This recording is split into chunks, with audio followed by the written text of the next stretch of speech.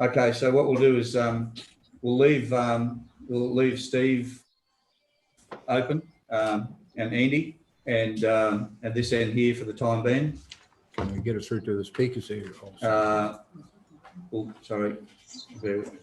There's a lot of people on here. Yeah, just going through to. Okay, Des, what you could do is you could make myself and Andy co-hosts, and then we can help you manage the room. Okay, we'll do that. Thank you very much. Brown Stephen, I can go in there now, I'll make host. Yep. Or co-host. I don't have co-host on mine. I've only got host. Make host. Oh, okay. Make haste. Yeah, that's all I've got there. I don't know. I'll make you the host so that you can actually co-host with us and Andy. I'll just mute Andy if you make me host. Okay. Righto. Happy with that? Yeah, done. Okay. Can you just mute everyone, Steve? Certainly can. Thank you. I don't know why it won't let me do.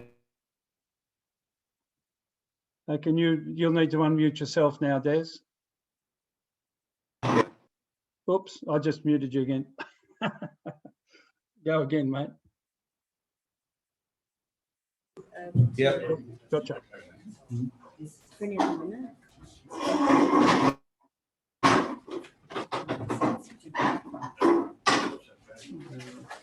Is that going to affect everything? That's right. Yeah, just do with me a second. Participant.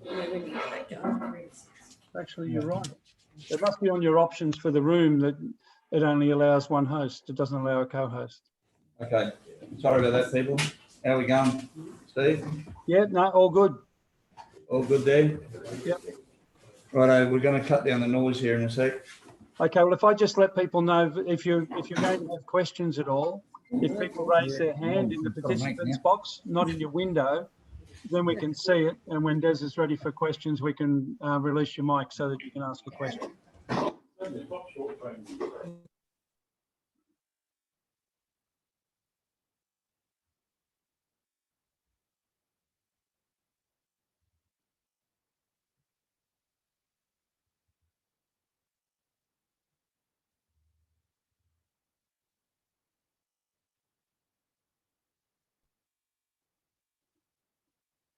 Now,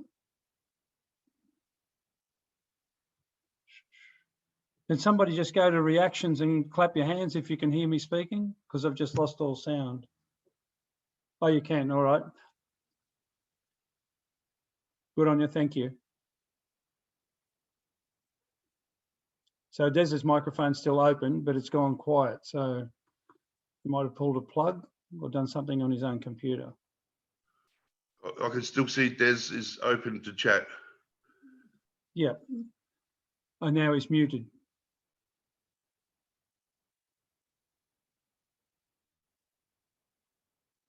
Yep, Des, you don't have a mic. You're on mute, but before that, I lost your sound anyway.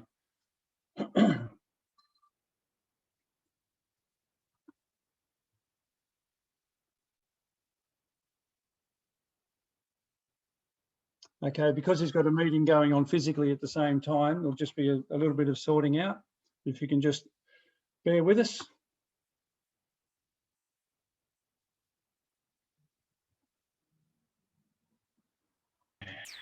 We're on mute, are we? Okay. Not now. You're now open, Des. We can hear you again. Righto, we're good. Sorry about that. Apologies, everybody. Technical difficulties. We couldn't get our internet sorted out until just before the meeting started. And we lost our tech guy, Stephen, because he couldn't get into the venue. Righto. So, Steve, do you want to, we'll start off, Steve, if it's okay, if we can have, we covered some David Walters stuff. We're going to have, this was supposed to be our meeting where we're going to vote on secretary and chair and all that sort of stuff this week, but we're going to postpone that because our chair, his son's sick at the moment. But we were talking about, so it'll be just a general meeting. We're going to be just talking about David Walters stuff and the petition of right. I think everyone's got the kit. I did send out the kit to everybody. I think, Stephen, you've got the kit, haven't you? That I sent you. I would say so. Yeah, you've got the kit. What do you want on screen? Well, Skip, Tony and Skip, I'll just get you to unmute Tony and Skip because Skip is, she's got that, you've got that whole kit there with the Statement of claim as well. statement of claim, Skip. Yes, I have. I'll just open it now. Yeah, thank you. I'm just going to change which camera. Just open that up so you can share your screen, Skip. Thanks. Thank you.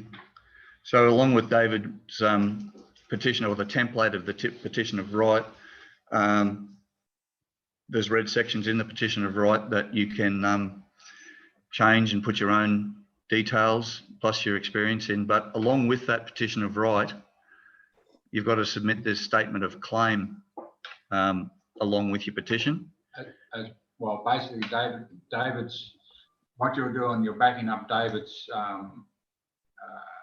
petition as well, and you basically put David's petition along to the back of yours, and if you do say you can put his statement of claim as well, and hand it over. Excuse me, just had a request from the room. If Skip, can you enlarge the document on your screen? I'll do the best I can. Yeah, you've got the plus button up there. Should make it happen. To the left, to the right. It's actually underneath where the document is. So if I can- Isn't that it up on top where it says plus? Where it's got a plus sign? there is a plus sign, but it's actually the. Actually, I'll just go out of it. No worries. There. There we go. I'll just go back in and share the screen again.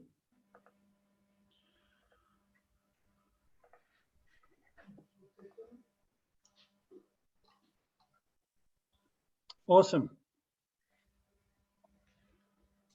So this is what it starts out with, guys. Do you want me to scroll through it, or do you just let me know what you'd like me to do with it, guys? I'll just leave it as it is here now. Just leave it there as it is at this time. Can you guys see that? Because I actually haven't got a copy in front of me either. Actually, yeah,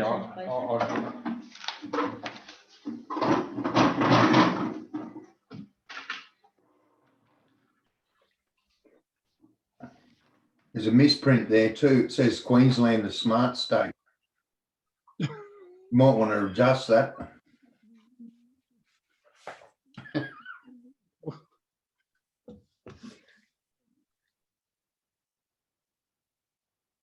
Have we lost Des again? Have we, Steve?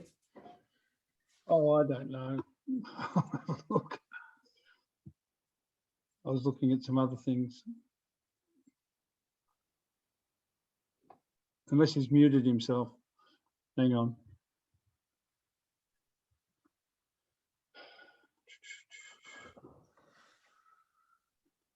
Mhm. Having trouble finding him.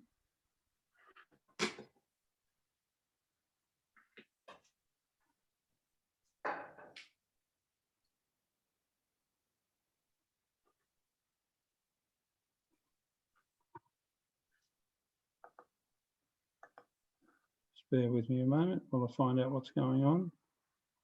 It just says Des has left the meeting in the. Yeah, Des is gone. I can't do a lot about that. No. Or I could let him in if he comes back. No, that's not him.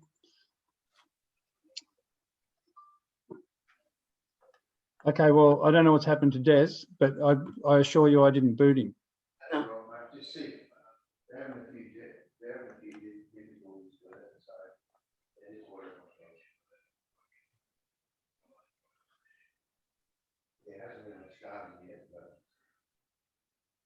He's definitely not in the room, No.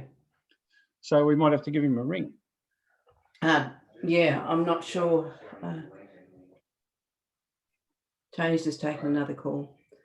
I can see Agent Swift there. He's got a jacket on this morning. It must be cold where he is. Oh, it is.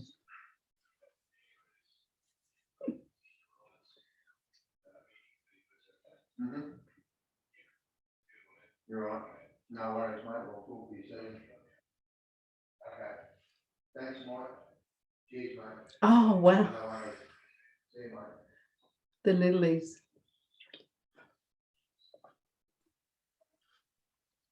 No worries. Okay, so now we're looking for contributors' contributions. Has anybody got a little floor show, and I can give you a full screen? So we got any singers on board? Anyone got a good joke? Dez's computer's just crashed, and he's just getting it sorted out. Okay. So what we can do is we can go through and read it so people can be familiar with it. And straight off, if anybody does have any questions they want to ask in relation to these documents, we can look at fielding some of those now. And if we can handle it, we will. And if we can't, we'll just get a list. That's probably a good idea to do. So if anybody has a question, if you could raise your hand, and then I can, there you go. We've got Maureen from Tasmania. If you can unmute yourself, please, Maureen. Go ahead. Hi, is this the 90-page document? Yes, this is the second 91-page document. The first one, the Petition of Rights, is 119 pages. This one is the 91, the Statement of Claim, which supports and goes behind the Petition of Rights. Okay, so can you explain why is there two? Skip. There's since the Petition of Right was done, David has found more information to support the claim that he initially put out, the forensic Petition of Rights. I received this document yesterday. I have read it once. I have not got my head around it completely, but there is more supporting information, and it's based on further information that David has been able to find. Specifically, I can't be more specific, but it supports everything in his claim of right. Okay, so this isn't it's not a correction. It's additional. This is additional to the information that is in the Petition of Right. Okay. Now, I must stress too, we're looking at, when I was just mentioned to Andy earlier about Wednesday night, and we've got William Barrow here, and William is an awesome fellow, and we really need to be able to listen to William. And we're also trying to organise David Walter, and so that's been going around and around. So I need to be able to liaise with Andy a little bit more, because we want to hear from both gentlemen for sure. Dez is a little bit harder to get hold of because he only operates on the telephone. He's not into all the technology and that sort of thing that we've got. So that's something else to keep in mind too. With everything that he's doing, his background is he was a policeman, and his forensic document, it's been said that barristers, QCs, whatever, have never seen a document with the forensics that this one has, that his documents has. So basically we're talking about the receipts to back up the claims. So when he says X, Y, Z, here's your support of X, Y, Z in there. And that's what most people, they say, oh, how can he say this? Or what about this? Or what about that? Well, if you're going to participate at that level, you want to make sure that you've read the whole document, you've looked at what the receipts are for it, and then base your questions from there. Because that's why we had a little bit of a lead in time for people to be familiar with the documents, so that we can ask, if people are asking questions, they're asking it from a base of knowledge. It's no time to be lazy. So if you want to have your own, you want to claim your own freedom, it's going to take a bit of work, and nobody can claim your freedom for you. This document didn't come out in the pack from a couple of days ago? No, I received it yesterday. Right. That's Maureen. Maureen, it's only just been received. Thank you. I'll make this available to everyone that I've already sent information to. Steve, I'll send it to you as well. And if you can disperse it to the people that you've got information for. Yep. I'm sending it to people individually. I'm not sending it collectively. And the reason why I'm doing that is to protect everyone's privacy. I don't want to be involved in anything that's going to be controversial. So I'll be sending it individually to each party that I send it to. If you get it more than once, my apologies. However, I'd much rather you have it than not to have it at all. Australia is in a very precarious position at the moment, and we do need to do this in every state. And you need to do it for yourselves, if not for yourself, for your children and your grandchildren. Okay, now in this area where you said Australia's in a precarious state, when people are saying that, now remember, a lot of things we talk about, because we don't have first-hand knowledge, we can't guarantee in some things that we say, we can't guarantee that it's correct, but you've got to take it on board. So people have said that Trump has dissolved the US corporation. Now, if that were the case, where is the Commonwealth of Australia registered? The Commonwealth of Australia is registered in Washington, DC. Okay, so is it registered to the corporation? Australia is registered to the Commonwealth, and the Commonwealth was dissolved in November 2019. Yeah. So if we're talking about, say, the US, where the place of registry is, if the controlling corporation of that registry has been dissolved, where does that leave the registration of Commonwealth of Australia? Dissolved, I would have thought. Yes, I would agree with you, and that's why I brought it up, because I've had people ask me the question, and I'm prepared to be wrong and correct where needed. I think all the time we've got to grandfather ourselves. That's where we get to a certain level of knowledge, and then we find out more information, and we've got to be able to move on. If we have our own agenda and we're rigid on the agenda, and we shirk any information that doesn't agree with what we already think, we're doomed to failure. So one of the things that you'll find when you're talking to Skip and to myself is that, and then there's others as well, but I can speak for Skip and myself, is that when we find new information that's conflicting with what we already know, we'll look at that and go as far as we possibly can, and then we'll go with the corrected version. And if that means what we said before was not correct or not complete, well, we've got to correct it. And that's the most important thing that you can do. And we did that with the COVID Safe app. And we went through that. We were both under the assumption, because neither of us take stock in the legislation as is, we were a little remiss in reading all their full legislation, and we're under the impression that the COVID Safe app was the app that you had to use to scan a QR code. So we based the conversation around that. Now, everything that we said was pretty much correct, but when it comes down to the actual QR scanning, that's an invasion of your privacy. Yes. So when you look at the Privacy Act, and you have a look at who is able to complete that and what they need to do that. But anybody who has a business, they're not allowed to be coerced to download the COVID Safe app. And if only we could get that message through to businesses, so that we have fewer businesses basically exposing themselves to going out of business by complying with the COVID Safe app and those draconian measures. It's all a matter of trying to share information. And of course, the biggest problem is with those people is most of the time they're operating from fear. And I've had several instances where you talk, and you tell them and they go, yeah, fine, sign that. Because they took no notice at all. They're just not interested. Or they're going, I'm going to get fined, I'm going to get fined, I'm going to get fined. So knowledge is power. And we've got to try and get the knowledge through to the people that are being affected by it, because I want to make sure that I can go to the little shops. Yeah. Sorry, go ahead, Skip. Sorry, we had a discussion on Thursday night with Winky was having difficulty.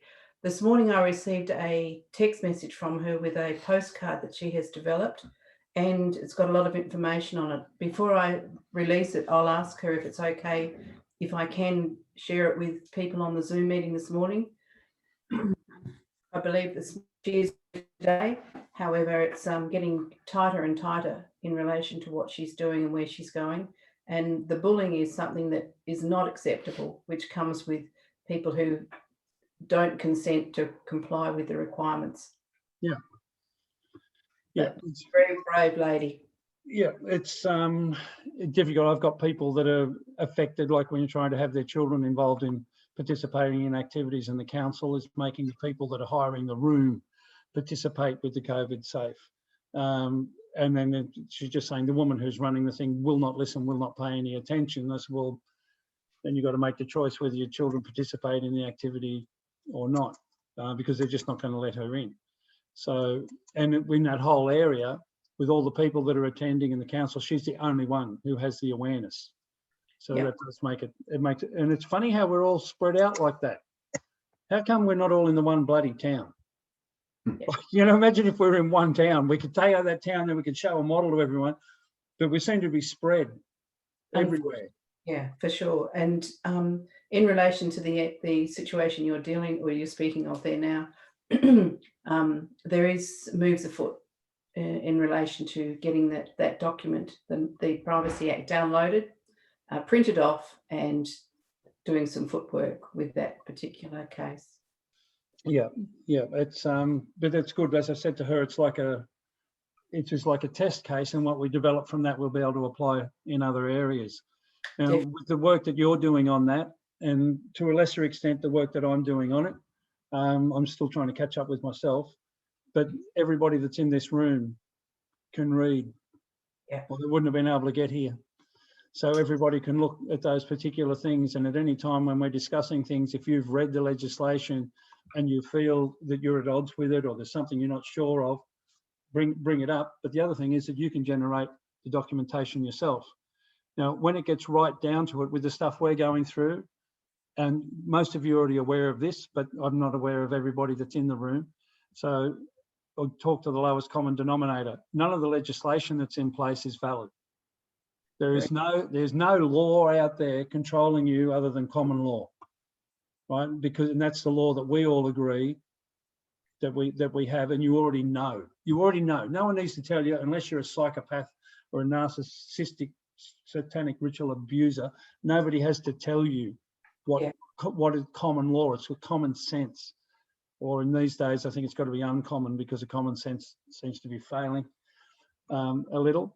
So when we're dealing with all this, we're talking about the COVID Safe app and that sort of thing. What we're trying to do is expose the duplicity in the legislation that it exists, and use their own, I'm looking for a word that's not too, using their own interpretation, or their own knowledge, their own, how it best applies to them. Yeah, that's good how you said that, because I only had swear words available. I couldn't find the other one. So, but they were very descriptive. They're very descriptive. Yeah, so their own garbage back at them. That's what we're looking to do with it. Now, when push comes to shove and you know your stuff, you can step outside any legislation, any directives, any guidelines, because they don't apply, and you know that. But you've got to be able to walk the talk. You've got to be able to do it. And when you're trying to get into a shop and you're trying to explain to them that Commonwealth of Australia is a corporation, they're going to be looking at you going like, there's something wrong with this guy.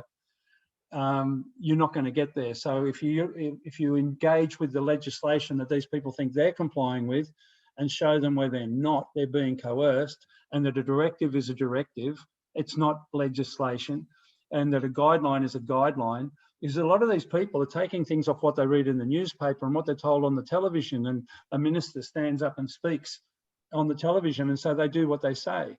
Now, we all know if you go to court and they say, well, why did you do that? Who gave you permission to that? And say, oh, so-and-so said so. Well, unless so-and-so says so again, you're cooked. You've got no evidence that what you did was correct. So that's where we're... And that is why people, it's not just Australia that's a corporation, every government enterprise in Australia. So all of your legal firm, all of your law or the courts, the education systems, the councils, anything that is government owned or meant to be government owned, even if it's been sold off, is part of the corporation. Exactly. And that's, if people can do some research in that area, and there might be people in the room that have got a better, you see, everyone's got skills and everyone's got perspectives, and you might look at things a little bit differently. And I was recently talking to somebody that said that they found that the courts in South Australia, I think it is, are actually all under the control of Citibank. Correct. Yeah. Well, how bloody convenient for that. Now, I don't know, and I don't know if you follow him or not, but if you see that Avi Yamini, I think his name is, where he's a reporter, he was down in Melbourne recently, and he was arrested, but he wasn't arrested, he was detained, right? And he said, so I'm either free to go or I'm arrested. He said, no, you're just not allowed to go. And then they threw him in a van and drove him away, and they got him for breach of the peace. It's a little bit like one of our friends here, Agent Swift, getting arrested for trespassing on a footpath outside a courthouse because he was going to be a witness in a court case. So they just got rid of him.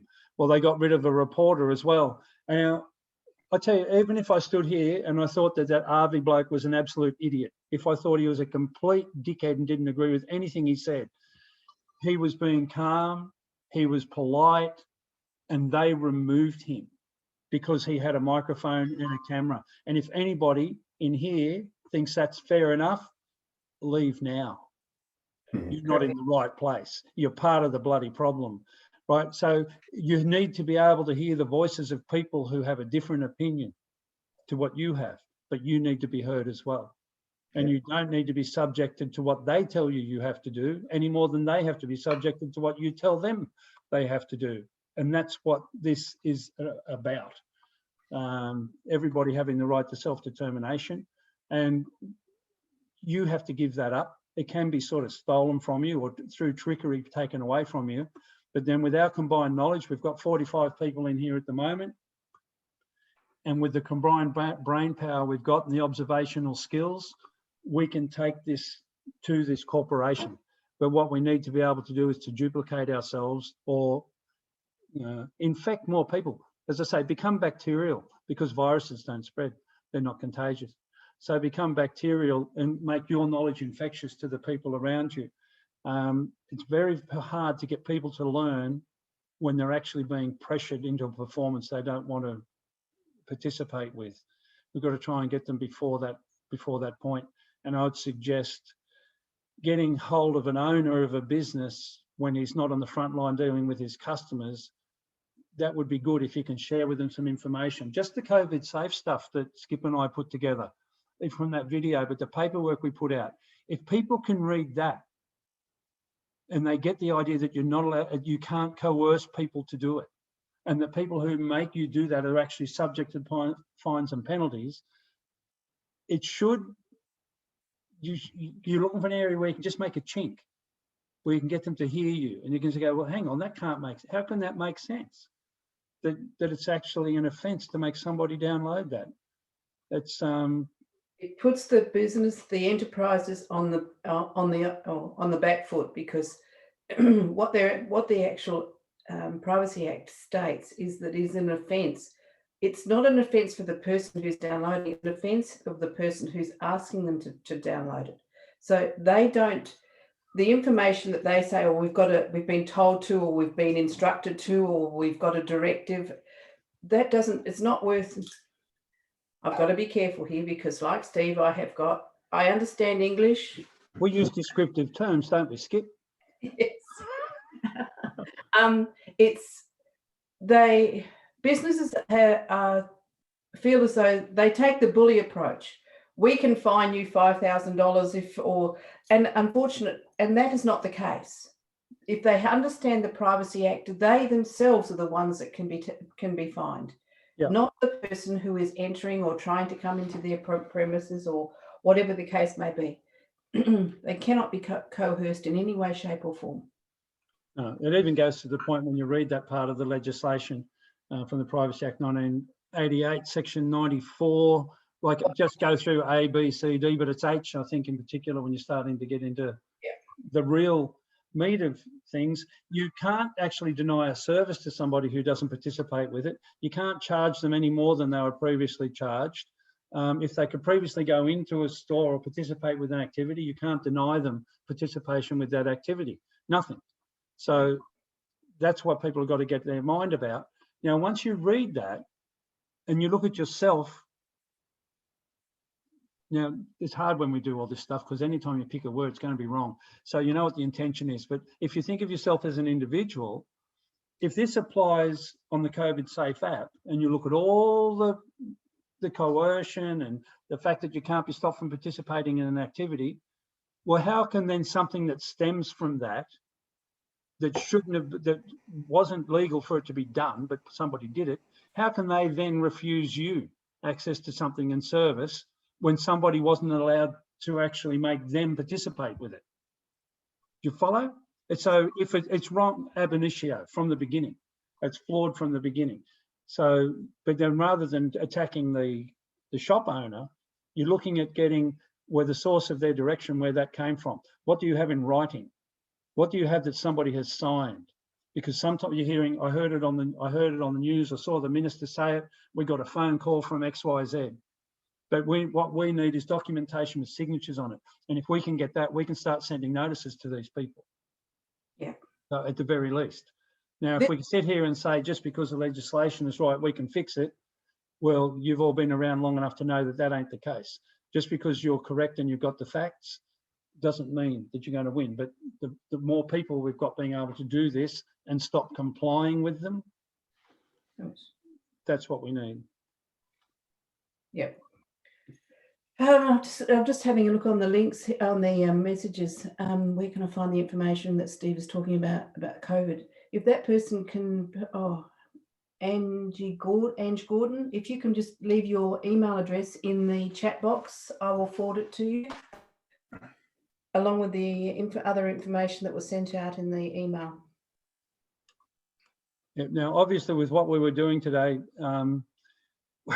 Skip and I are filling in space. Pretty much. I'm just going slowly through the actual the claim. Yep. Do we want to go back to that? Yeah, I'm just going through it slowly so people can read it. Steve, he just said that he's just about got it sorted, he said, so. That's okay, mate. Like, it's Queensland. We understand things are a little slow. Yeah, he's probably trying to get the liquid paper off the screen from the mistakes he made. Yeah. Okay, so. Give him another call.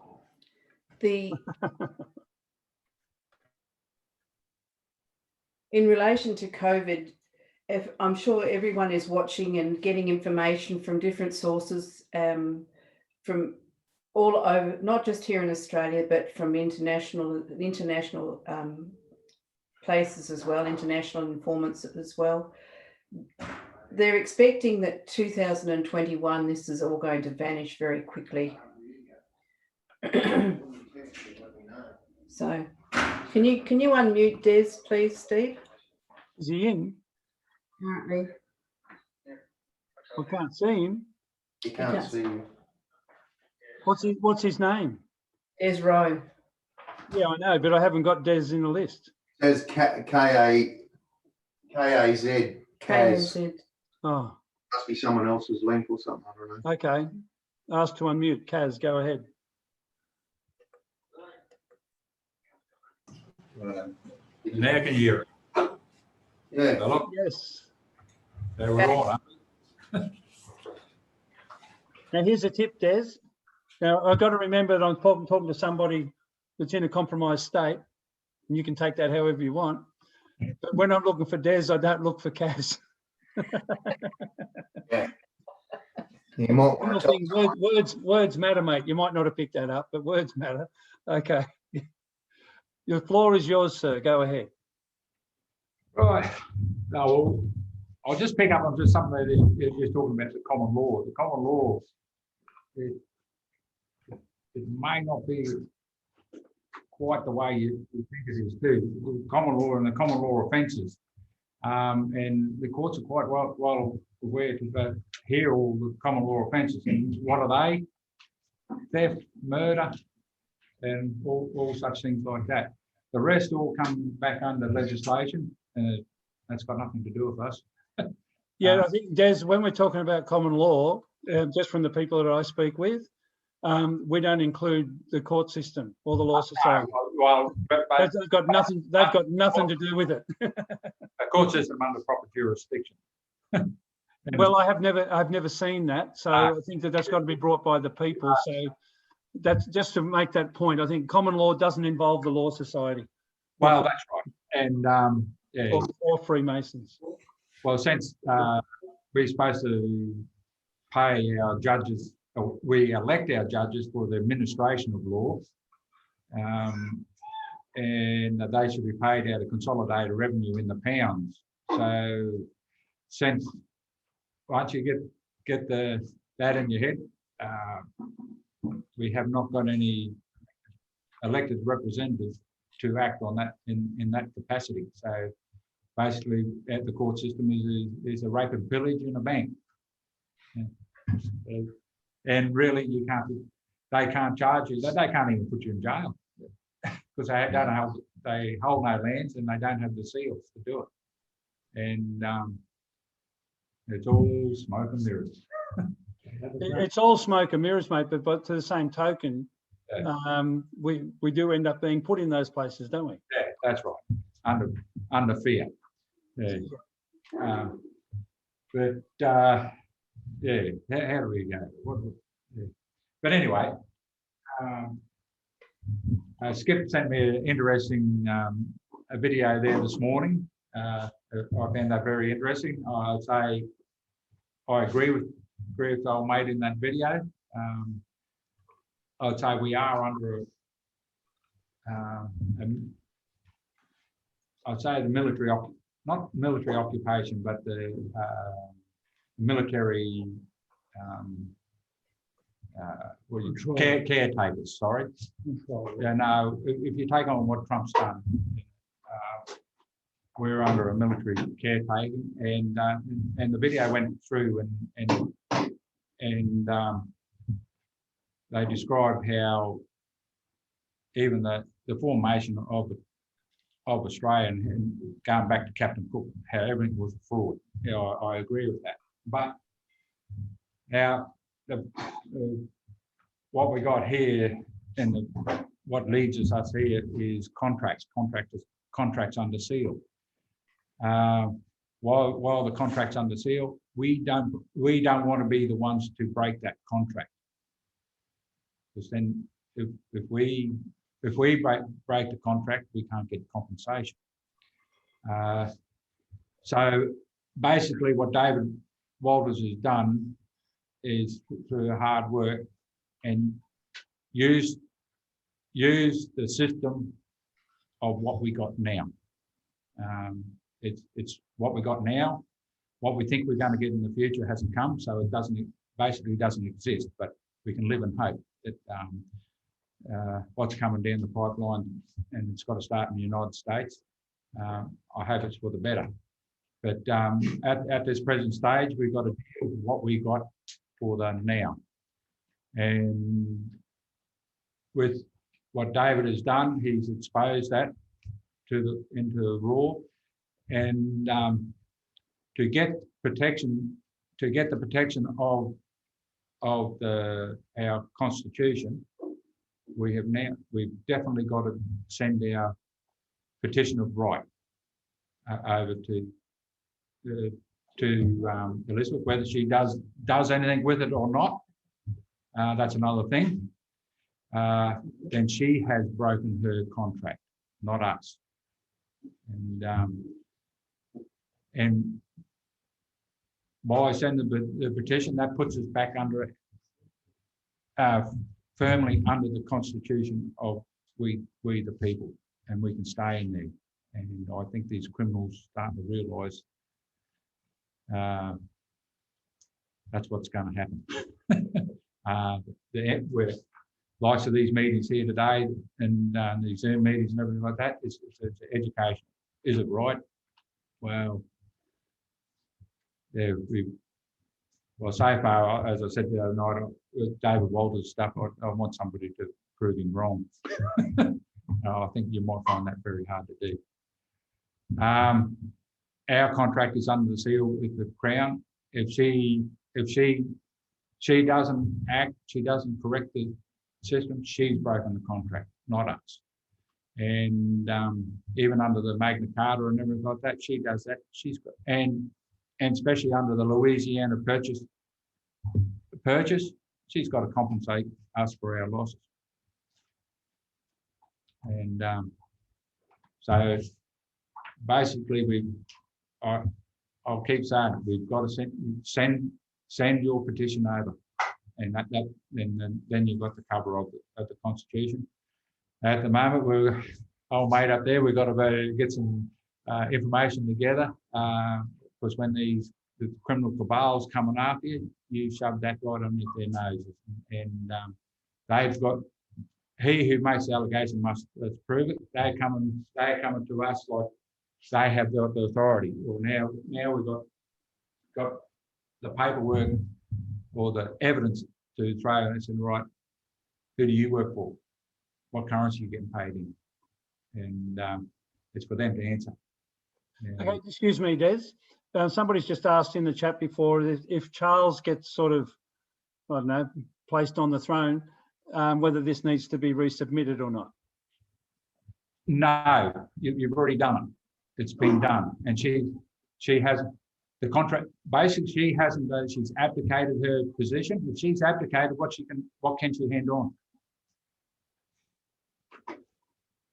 So what can you give to Charles? Nothing. So, but in what we're looking at is, it's actually a more than the woman being served. It's the position that's being served, isn't it, with the paperwork? Well, she's a holder of the seals, and under the Great Seals Act, she holds the seals. She holds the lands. Well, she's failed in her obligations. So, yeah, how would you better put it? If all goes right, we've got to be ready to go grab that position. Well, and when it comes to serving the paperwork, let's put it like, and correct me if I'm wrong, because I'm just trying to get clarity for people. It's like if you sent a letter to the president of BMW, right? And then he was removed and had another president. You don't have to send that same letter to that president because you're sending it to the seat of power, not to the actual being that was sitting in that seat. No, you have a look at the current situation in the United States at the moment.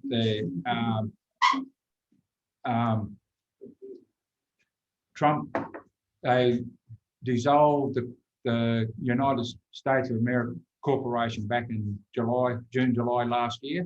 It bankrupted.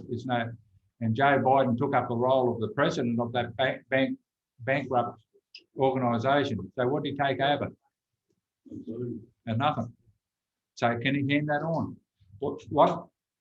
So even that, I do believe what happened a couple of years ago that the Australian government, which not got nothing to do with that, because it's not of the Commonwealth. It's just the Australian government being, and that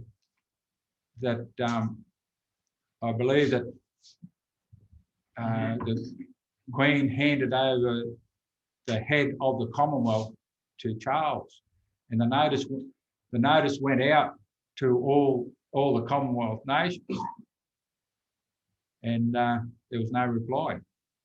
So he became automatically the head of the Commonwealth by default,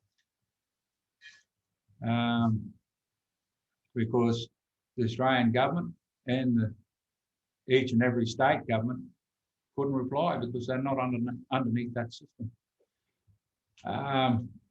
But still, at the same time, that's a job title given to Charles, but the Queen herself has not handed the seals over to him, so he can't really do anything. It's just an honorary role for the time being, and until he gets a hold of the seals. Well, she's a hold of the seals, and she's broken the contract, the covenant with the shareholders. So that ends that completely, doesn't it?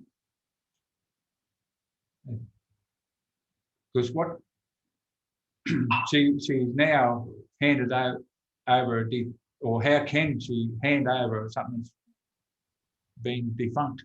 Yeah. Okay. So with the documentation that we got from Dave, what's the purpose of this meeting? And then while we're looking at his documents, what is it that people should be doing? And what's the objective? Are we talking about the fact that we're quasi-crown, that we need to be able to pick up that mantle, as it were, and take responsibility for it? Well, see, as you know, with the system, the present system, they kind of forced onto us, or put in with the birth certificate system and everything like that, where they virtually stole everything off us, and I lost track of where I was going to go with that.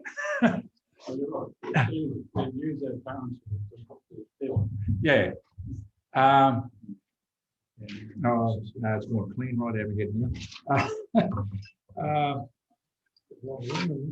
There's plenty of room in there, but it's gone out. Okay, so we're looking for the purpose of us participating with this paperwork. Whether we're looking to take over. Yeah, sorry, now I'm back on track. Yeah, see, they stole everything, pulled it out from underneath their tree through the birth certificate system. What we need to do is firmly place our feet back under the proper constitution, and this goes to placing you under there, because it gets back to ab initio again, because everything was done leading up to when that was proven by Judge Baster with David, because even Judge Baster said that everything had to go back to ab initio. Okay, so we're talking about the Act to Constitute the Commonwealth of Australia 1901? Yes. Okay, now in the copy that most people would be aware of, are there pages that have been removed? There is 2 constitutions where, and it's the one with the 9 paragraphs of the preamble, and that's the agreement. That's where it brings the living men and women together. To the 1900 one out of the UK, that's the one that gives permission to form it. The 1901 is, and with the preamble, is where all the living men and women come together to make the agreement for the formation, for the administration of the Commonwealth. Now, are they actually referred to as living men and women, or are they referred to as people, or how does that go? I might just ask, what do you know of it? Whereas people. Yeah, just whereas the people. It's still under people. Yep. But it does not say whereas the politicians, whereas or anything like that. So basically under that, whereas the people, that's every man. So the constitution that's been presented to us, that they don't even follow that now, even in that one makes no reference to people. Because the preamble has been removed. Is that correct? Yes. Yes. They removed the preamble, and through the Reprints Act, they removed certain words and inserted their own meanings. And they made a new act interpretation. Yeah, new act interpretation. They created their own, but under that, they have their own. They can only put their public seal of a private business being made up of private individuals being members of a registered political parties, and they can only operate and make rules and laws that they can only operate within that boundary of political parties. And you'll notice in David's work, he stipulates that he's not a member of a political party, nor can he vote in that political party, because he's not a member. And that's what I was saying the other night when I was trying to explain, we can't vote unless you're a registered member of the political party. Just last weekend, we had an election for a mayor, and everybody said we voted. No, you didn't. You just went in there and go through the motions. But if you're not a member of a political party, you can't vote. And there's a bit of a question mark of that at the moment. It's a bit outstanding, but it's up to Anastasia Palaszczuk, the CHOP, to make the final decision of who goes in there. And I take it. People don't realise that we live in a place where things have to be seen to be being done. Only seen to be done. Yes. Even justice. Yeah, exactly. Yeah. No law or fact shall be tried in this court. Now, within that constitution that we've got, can I just go ahead? Yeah, I'll just say that there's no court, no matter if it's de jure or anything, there's no court anywhere on this God-given earth can make a judgment on a fact, because the facts are the fact, Exactly right. and there's no judgment there. And the law, and that comes back to your common law, and that's the 10 rules of Moses. Well, the reason why we have no law or fact shall be tried in court is because in the courts we go to, there is no law. That's right. Yeah. And when people realise that, so we can say it's void of the law, but what they actually do have in there is no law. No law. Because their laws don't provide for a positive performance. They provide for don't do a negative performance. Don't do this, don't do that, don't do the other. Under the colour of law. Yeah, but we need positive law, which states what the performance is. And then the evidence is that you either did that or you didn't do that. And that's when you're complying with it. Now, on the side of the Constitution, if you don't mind, just in the area where you're talking about the political parties, but what provision is there within the Constitution for a Prime Minister? I'll ask you there to try and find it. No, I'm asking the questions. Well, it's simply not there. Once again, we'll go to the very first paragraph. Whereas the people of New South Wales, Victoria, South Australia, Queensland, Tasmania humbly reply on the blessing of Almighty God, have agreed to unite in one indissoluble federation, Commonwealth, under the crown of the United Kingdom of Great Britain and Ireland, under the Constitution there hereby established. Does anybody said? Yeah, anybody see? New Zealand. Oh yeah, Because the original one had New Zealand. yeah, but New Zealand did come under the New South Wales. Yeah. So whereas the politician? Whereas anything? There's a federal secretary. Yeah. Cabinet. Yeah, it should be the federal secretary. He should make the reports to the Governor General. Yeah. There's no such thing as Prime Minister. So, and if you've noticed that this hasn't always been the case, but I've noticed, I don't know when it started, but in the last few years, if you ever watch the news or you see any of that, they refer to politicians and different people in these organisations as actors. That they are acting, that exactly.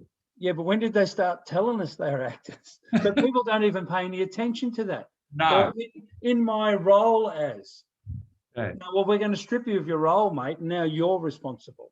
Well, don't forget, each and every one of them, and they're all private individuals.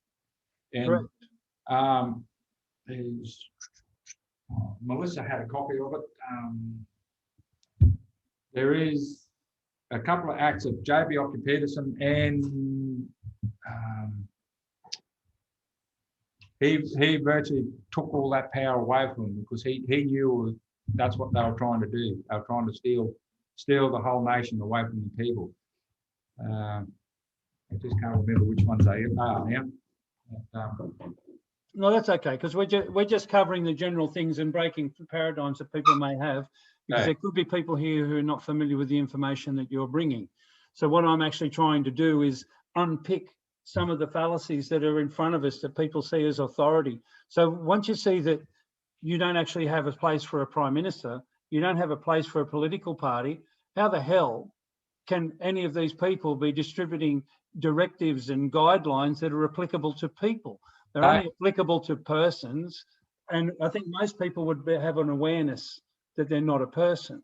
Yeah, well, they're only applicable to the employees of those registered of that company, and we're not paying them because our currency under the Australian Constitution, the Commonwealth Constitution, and even the Queensland Constitution, it states out the remuneration for our judges and politicians, or the thing. It's all in the pound, and David goes to great lengths of describing that, and even to right to this day under the current legislation, it's all got to be paid in the pound. And out of what's the real problem there, Des? Because like surely we just modernised things, made it a bit easier, mate. It's easier to multiply stuff out by 10 than 12. Yeah. But, right? Or sixpence and a threepenny bit and all that sort of stuff. Like, well, surely we just moved with the times. well, that's it. That's the biggest trick of all. Well, bring it right up to the current moment. At the moment, they're bringing that 5G network they got in with that 1 millimeter wavelength, which is very dangerous to us and it can be weaponized. And how do they sell them? Oh, you'll get your movies down and you can download them in 3 seconds. Oh, what a convenience! But they don't tell you the rest of it that goes with it. And that's an age-old scenario they use. For convenience, we'll make this easy for you. But We'll just make you part of the Internet of Things. Yes. You become a thing, and we'll know exactly where you are. You'll have your own personal identifier. And if you go into any area, as Dan Andrews said, where you're not allowed to go or you're not permitted to go, then they get alerted on their system that your little chip has travelled, or your smartphone or whatever you're carrying for your identification purposes has travelled into an area where you're restricted from moving to. But whose land is Daniel Andrews operating on? We haven't surrendered it. We just haven't realised what they've done to us. So in this position, because we're quasi-crown, and it's basically saying that everyone's got an equal share to the landmass that we're on. But just as, I've got to be careful what I say. If you go back in time, what actually gives that corporation any right to claim these land here anyway? What did they do that was lawful to come here? They didn't absolutely nothing lawful to come here. Okay, so does that leave us in a role where we're like an occupying force from a foreign entity, foreign corporation? Well, it's our duty. Under the Constitution, it's our duty. If we find out that there's something wrong with our system, it's our duty to stand up and do something about it. Yeah. And but we've got a system of thieves here who use fear and the point of a gun. Yeah. So within that system where we've got to stand up and do something about it, does it describe in that system what avenues are open to us to do that? Well, our petition of right, because under the petition of right and in the Partnership Act of 1890, and that's where the Crown has a duty as a CEO of that company to protect those rights. And that's a part of doing this petition of right is you're instructing the CEO of the company of the Commonwealth, hey, we've got a problem here. Could you please sort it? But if she's not willing to sort it, well, it's got to be then come back to we the people, and it's going to take critical mass of people to realise what has gone on and to correct the problem. Because okay, so when you say critical mass, if we've got 25 million people, is critical mass like 51% of that, or is it 3% or 10 or? What's it? The 15%. Basically, if you get 15% of the people to realise what's going on, then 1% to act, 15% to back it, and then you'll make the changes. To get there. Now, I also have somebody's got a question. But are you right to take a question, or do you want to wait a little while? No, well, I've just got one here. Judy's got a question here.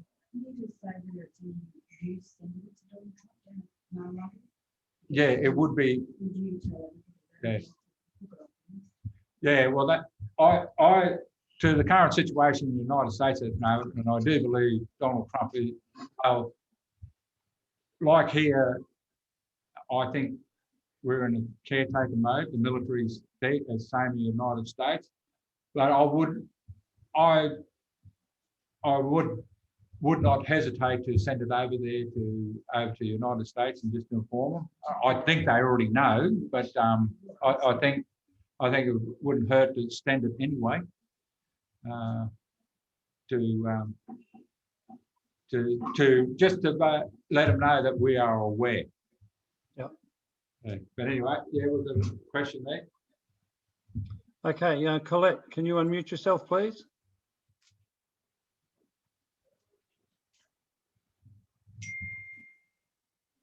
We've got to wait a little while because Colette's from Queensland too. Oh, good on you. You're enough of that. I'm from far north Queensland, so I'm a Queenslander. Sorry. Go ahead. Yeah.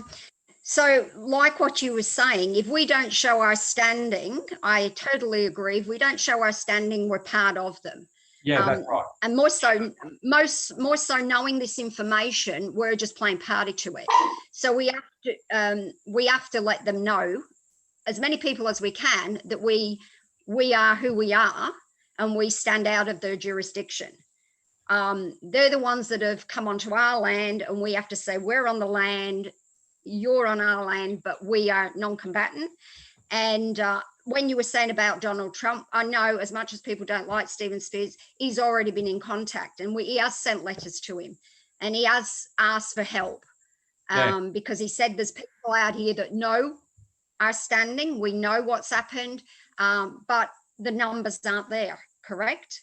Yeah, I believe that'd be right, because it would take he personally, or that government can't do it from there, because we're the people of this land. He's not, so we've got to do it ourselves. Yeah. And so, as much as I have heard that he would back us. I have heard that. Yes, I have heard that Trump has taken over about 17 different military. So yes. I don't know what countries they are, but in that Hague Treaty, there is a list of countries that were already under the same occupation as what we are. And so it'd be 17 out of those, I would say. Yeah. I'd say so. And go back to the Hague Treaty with Trump pulling out of the UN, I think that dissolved most of those UN treaties too. That makes them defunct too. Well, because they've made treaties from corporation to corporation. That's so right. If the corporation doesn't exist, there's no. Yes. The people aren't tied to it. So what we're So looking we at should be with all defunct. so what we're looking at this as much as anything is divorcing ourselves from the corporation, distancing ourselves from them, standing in our own right. I wouldn't say the word divorce, because we weren't married to them, that they actually put tacit, No. like I said, in tacit agreement. But what we need to say, no, we're the shareholders of the company. We've got control of the lands. You do as you're told, and it's the people's got to instruct them to do it. Yeah. If it's like everything, Totally agree. it's an offer and acceptance side of things, and even they think they're acting in an honour, but they put some of the information out and see what reaction get out of the people, and the people remain silent. Oh well, they must agree, and they just do the next stage. They use the frog cooking technique. Just Yes, that's right. They've gone stealth. Mm. Yeah. Okay, thank you. But the part to do this petitioner right, and it's an age-old right, and it's I believe it's covered under the Magna Carta anyway, even though the petition right comes after that, because I think that come under King John, where he robbed the.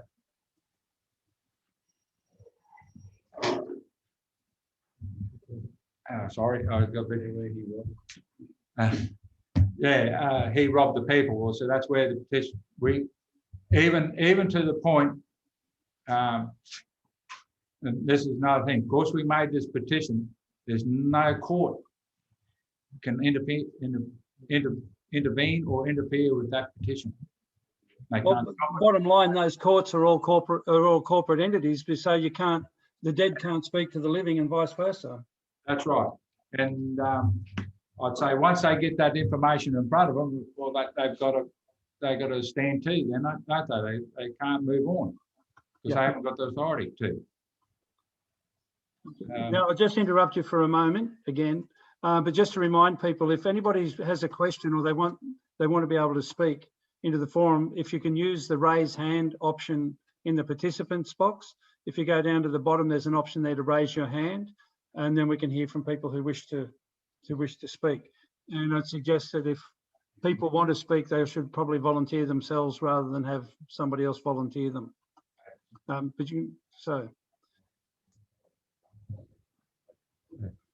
Is that you again, Colette?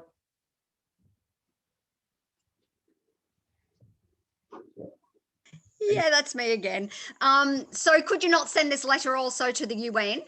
I know there's letters going around there that are telling them that they're no longer our trustee, because in all those UN papers, if you look through them, they do claim that they're our trustee.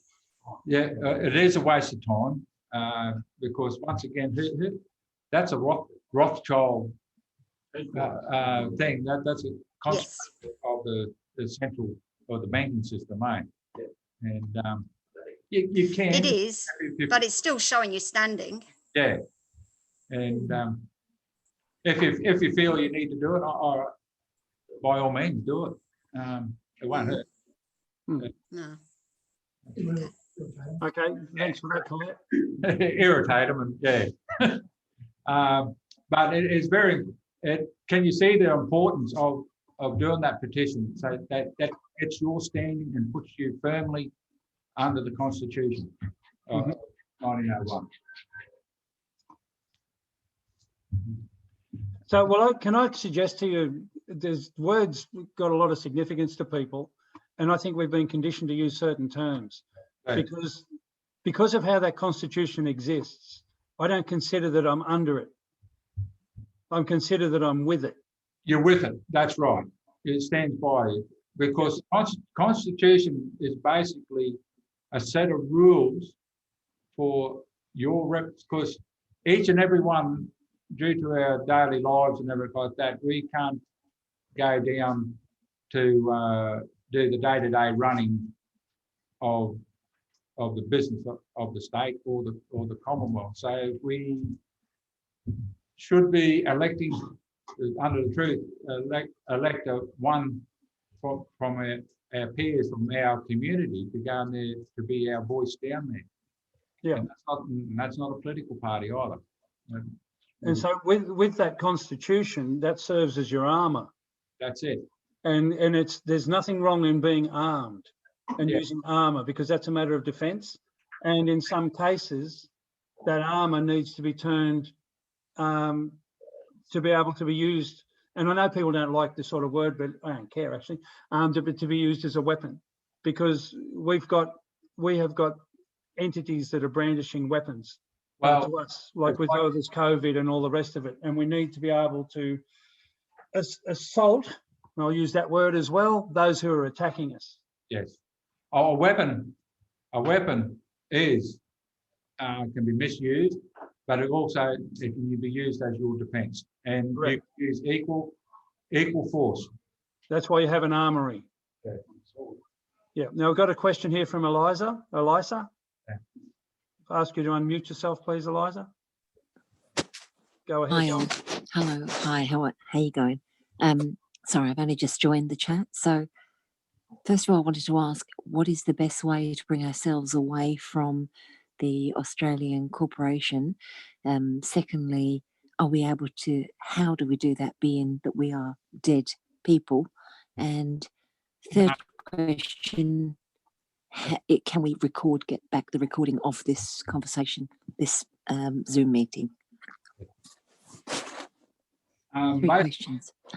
You've got to establish, or the part of the petition of right is establishing your right as we get back to the Constitution and the nine paragraphs of the preamble, and that's where all the people come together for the formation. The basically the Constitution is your weapon to protect you from these politicians, because it's the rules for them, it's not for us.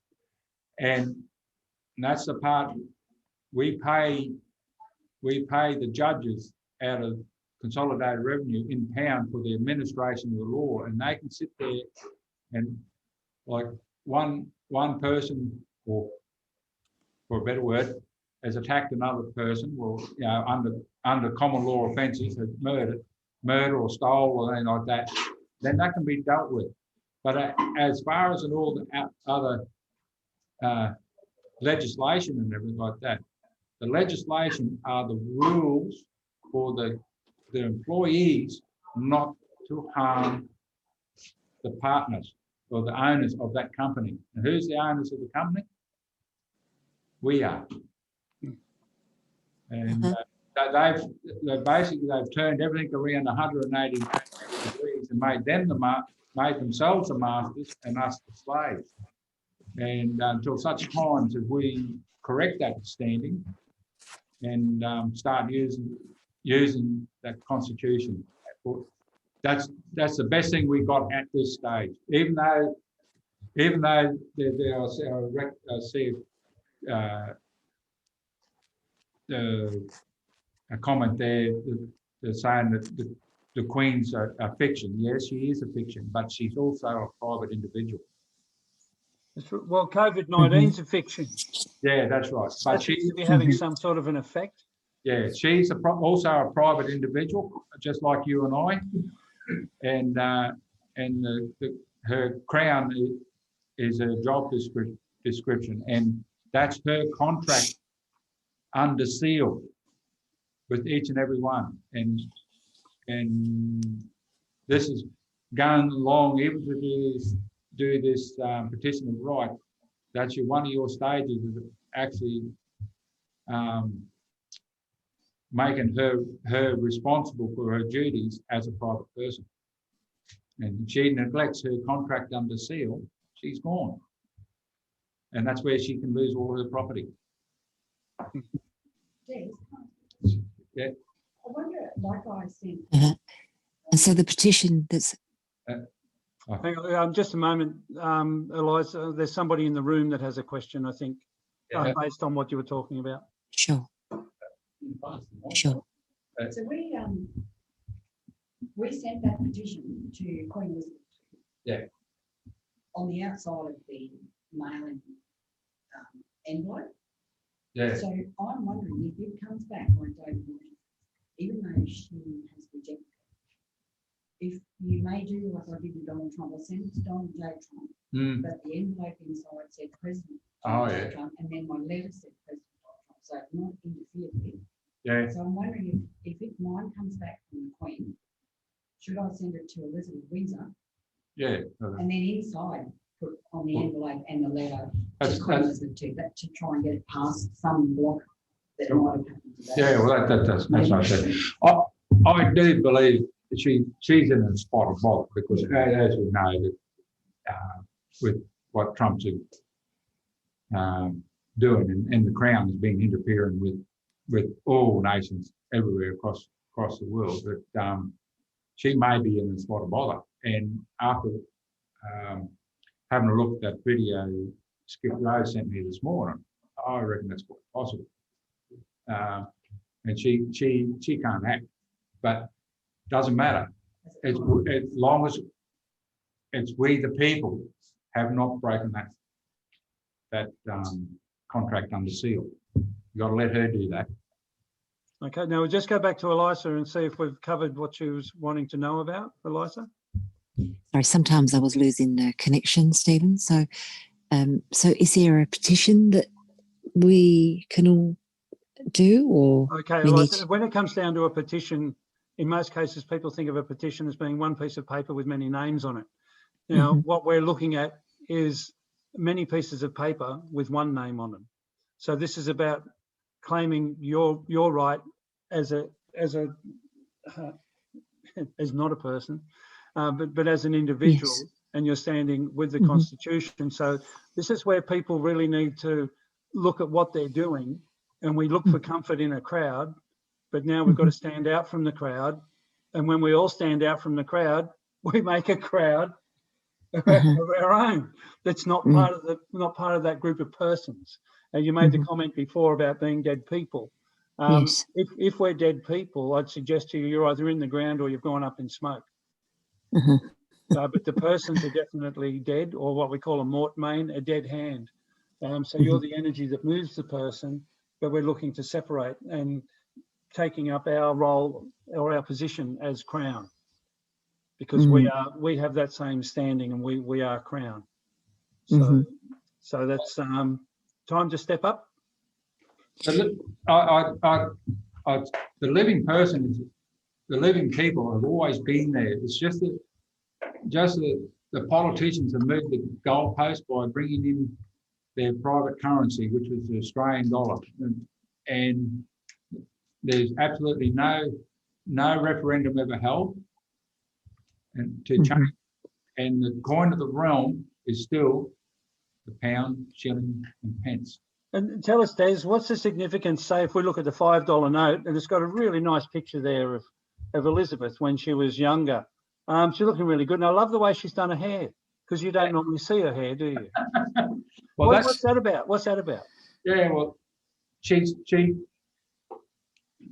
can't back the currency. In the pound, in the old pound, the pound was redeemable in gold. It was a promissory note. Instead of carrying big lumps of gold around in your pocket, but if you didn't do your suspenders up, they end up around your ankles, and carrying all the gold around if you're that rich. So they give you bits of paper, so you can go from Melbourne to Cairns, and you could once you got up to Cairns, you could redeem that for gold up there once you got there, instead of carrying that big lot of weight around. Okay, so we're looking at the significance of Queen Elizabeth on the $5 note. I'm getting that. Oh, you're getting there, okay. Yeah, you're getting that. And then, so therefore, she had to guarantee that. So where on the old pound note or anything like that, she's wearing a crown, the proper crown, because she's guaranteeing that note that the gold is there. So, and I think, was there some time when the currency where she was wearing a tiara? Yes, and that's in your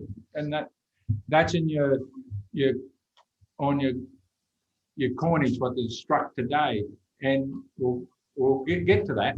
Is that with the politicians creating their own currency or military script, it's backed by nothing, and it's backed by nothing. And the Crown does not back the Australian dollar, so that's why that portrait you see on the $5 note is only a portrait of a private individual. And that's the deception. Everybody immediately thinks, oh, that's the Queen. No, it's just a private. It's just like the pictures of all the other people on the other notes. It's private individual, because she does not back the Australian currency. She's got nothing to do with it. And it's a standard. Yeah, and her seals, under the Great Seals Act, is not on that Australian currency. And there's something else I want to have. Oh, because Queen Victoria, when the formation of the Commonwealth, she made sure that each colony, now colonies prior to 1900, she made sure those colonies then transferred the control of the land to that which become the states. So the states hold the land, and the Commonwealth is only one that can mint or print any money, and that stops the Commonwealth actually selling off the land, because they haven't got the authority to through the money. And even though the states are all in on this, but the Crown still holds the title to the land. And where does the metal come from to strike those coins? From our Crown land and minerals. So can they take ownership of that? Absolutely not. So That's our sovereignty. Yeah, so that's why they only put her tiara on it, because she's not there as the queen. Uh-huh. She's only there as a private individual. But that metal that struck those coins come from the land. Okay. So now, have we covered your question there, Eliza? Yes, thank you. Yes. No worries. Thank you very much. A lot of information dropping in and out, but I'm just wondering, is it possible that I could actually listen to this meeting again? Yep, we'll be making a excuse me. We'll make a recording available. No problem. Okay. Okay. Thank you very much. Thank you. I have spoken to David Walter, and he's quite happy to come on and talk to us about this. But what we're doing with these series of meetings is trying to soften you up, to get your head around it, so you have some idea. Because even though you're ones on this meeting now, it's becoming a bit of information overload. And if you want to really burn out, you start listening to David. So there's with that information overload. I've been listening to a recording of David, and I think the message I'm trying to give to people with this is when we get him online, and that should be possible on Wednesday night, but we'll sort out whatever one night this week, to show a level of respect to somebody that's put a heap of work in and to engage with what he's done. We've got all his information, we can read it. So what we don't want to be doing is covering basic stuff that's in printed matter that he's made available to everybody. Otherwise, you might as well just get him online to read his own bloody document. So we need to be able to engage with what he's done and then ask questions from that place. And that's why people have got time to do it, because they've got the documentation to do it. And part of the problem we've got now is this attention deficit disorder, where people can't pay enough time to do something. If you can't take the time to read the document and go through it, you're sort of kidding yourself if you think you want to be free, or you want to be one of the people. You're better off just going back to being a person, because you can't administer your own affairs if you can't read the stuff that's put directly in front of you. And that might sound a little bit strong, but I think if you look at it, if you'd done all the work that he's done, and then people didn't even bother to read it and they're asking you questions about it, you'd probably end up being, shall we say, at the very least, offended.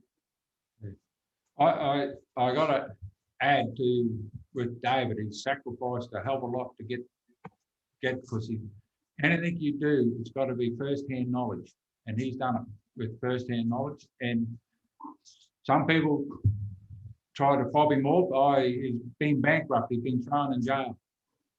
No. He had to have first-hand knowledge what this corporation would do. He couldn't win a case in court. Yeah, they reckon he couldn't win a case in court. No, he's a cunning old copper, but he had to get first-hand knowledge, and he was bankrupted as a non-party to an action, and he allowed them to do it. Well, this is my taking on it anyway. He allowed to do it, but now he's got the first-hand knowledge of what the extent they will go to. But the judge never signed the documents for his bankruptcy, because it's only the federal court that can bankrupt you, because the money is made and printed with the Commonwealth. It's interesting because he wouldn't sign their agreement. Yeah. So they got. Yeah, he wouldn't sign because they were looking for they were looking for paperwork so they could finalise the bankruptcy. He wouldn't do it. But the judgment, which was no judgment, only come from the office of the federal court. So the registrar or the clerk or whatever. That's the office of the federal court. Yeah.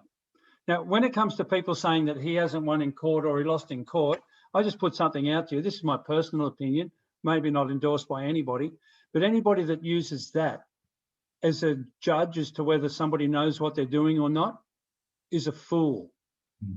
And if anybody's offended by me saying that and they want to provide information to the contrary of what I've just said, put your hand up and speak. Because we don't have a lawful court system. We have a court, and remember this, and we have a court system that supports pedophilia and satanic ritual abuse of people and children in particular. And if you can't get your head around the fact that these people are criminals, a 90-year suppression order suppressing 28 names named in a commission inquiry into pedophilia in the judiciary and the government should wave a little flag for you. And I know most people here would already be aware of that. But just remind yourself, when you want to go in there, like you're going to your own little version of hell in there with them. There's nothing lawful in there. There's nothing for the people there, and they actually feed off us. So we're not there's no credibility or loss of credibility connected to whether you won or lost in a court system.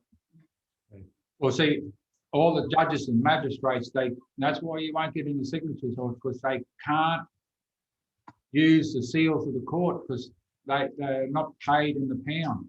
And that's where David goes through great lengths of explaining, so especially, we come through the Queensland side of things in an 1867 Queensland Constitution.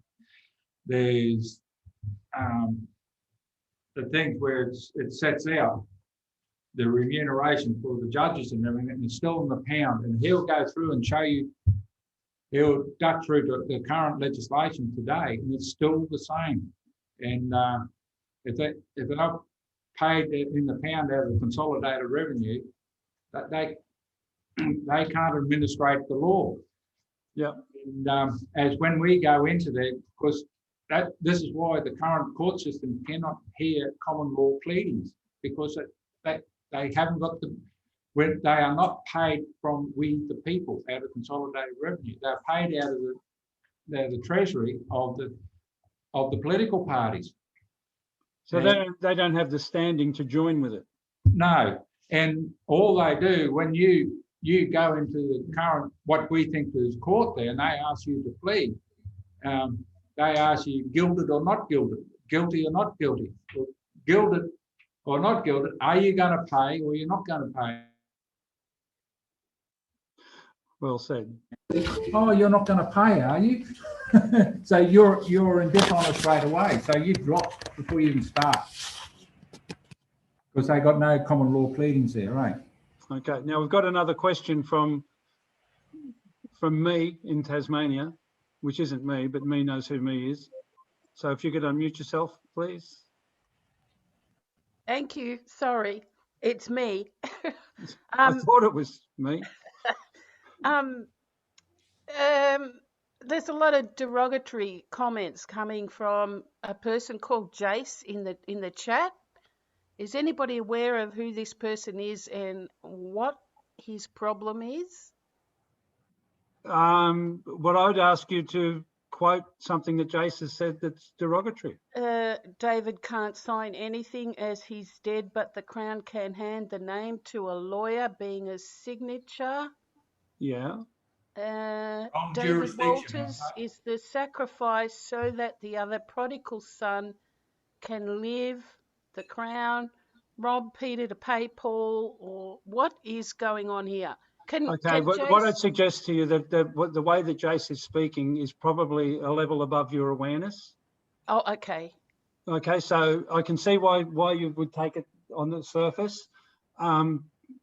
Jason's command of the language is probably above most people, and I know exactly what he's talking about. Well, we can go through that separately outside of this meeting if you like. I see what you're saying. Yep, I gotcha. Okay. Yep. But can Jace please speak? Well, we might get Jace there, but he's also very polite and he knows that he's a guest in the room and he doesn't want to take over, but he can't help himself but sharing his knowledge as well. Okay, so, cool. But if Jace wants to speak, we could give him an opportunity to fit in. Okay. Thank you.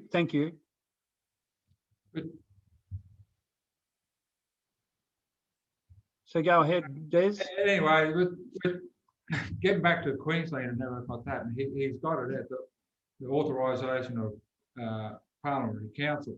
And he refers to Act's interpretation of 1954, and it's a private act of the Queensland Treasury Corporation of 1988. And this is where you've got to make the distinction. Yeah, they're living and dead, but David's coming from the living, and he's asking these people what authority. It's basically a long-winded thing of nailing their feet to the floor of where do they get their authority. And under Section 12 of the Private Acts, are not to affect the rights of others. So these private acts, and that's Peter Beattie's My Government, and the acts of the Queensland Treasury Corporation of 1988 are of International Trading Corporation, as held to the International Trading Logo, which is registered to the EU. And these acts have no authority over any person or criminal or civil law in 1988. So this is why private acts are not to affect the rights of others, affect the pre-existing rights in the way of prejudicial to the Crown or any other person, impose liabilities on the Crown or other person in relation to previous acts or omissions, except so far as the Act otherwise expressly provides. Well, they can't force their acts upon us, and we've just got to get into the right jurisdiction. And then, David's work is long-winded, but it's done as a policeman's file, and it puts all the facts in front of them. And then basically we, as individuals, most of the information really is not concerning us, but it concerns the politicians and the politicians and their employees. We've got to separate ourselves from that. And that's another thing where they brought the Anglican Church in it, whereas the Queen is the CEO of the Church of England, and she holds back to the church and state and the laws of God, and that's our common law, Rob. And that's why the habeas corpus and brings all that into play, and that's why even when under a murder trial, that's why you've got to have trial by your peers, is where the Crown can't make a judgment, nor can a presiding judge on a trial. You've got to be judged by your peers. All he's got to do there is an administration of the law and to make sure it's being carried out. That's all he's there for. And but these magistrates, they're only there to make profit out of it, because they've got a big list of rules that we inadvertently volunteered to go under. And they monetize those rules and make you pay. They're only a bank. This all comes back to the centralised banking, and it's a big money racket.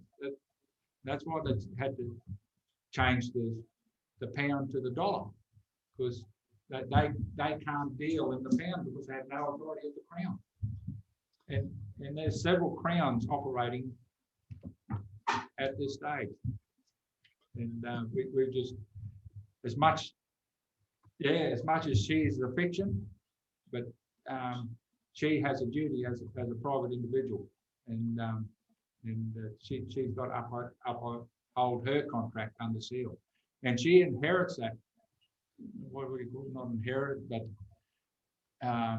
she can't avoid that, because upon the death of her father and everything, they automatically go over to her. And heirs and necessities, heirs and assigns. And, upon her death, it goes on. And she can't escape the seal, especially that one there.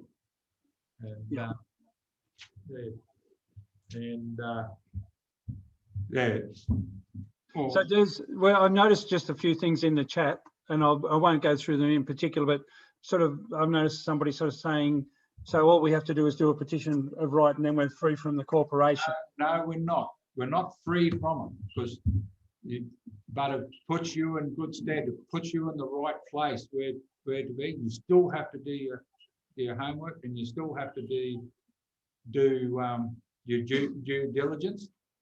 And this is why even this, we're getting back to the petition. This is a petition, right? We've got to do it because each and under common law, we've all got to do. We've got to act for ourselves. We've got to do all our thing. No one else can do it for you, because as soon as you hand it over, and this is what got us in the trouble in the first place, is that they should do it. You get the politicians to do it. Well, yeah, they did it all right. They pulled one good swip. Well, you do it. You just do it, Des, and I'll sign it too. That's good. And I'm just going to go out now and go for a swim. Yeah, and I can't do it for you, and you can't do it for me. But yeah, you're setting yourself off into. There's no roadmap for this quagmire. There's no sets of rules. There's thing, but this has got to put you in the best stead you can possibly get to keep these parasites off, because we are the creators, because we create the Constitution, and so we control it. And So they parasite themselves onto us, and then they said, "Oh, we're too good for the host. We'll control him." So in the meantime, Des, till you've got all that sorted, mate, you'll be complying with everything that they want. No. You won't. Me. Now, hang on. We just have to make a little statement here. There's no legal advice whatsoever in this meeting at all. Everything expressed is a purpose of entertainment. It's entertainment. That's all it is. And now we've got a comedy skit coming up presented by Des. And it's about compliance. And that's what David will explain to you is that what they've done is, well, I just read some of the private acts, not to affect the right of others, only if you want to volunteer to do it. But they do it by stealth and by threat and all sorts of manner and blackmail.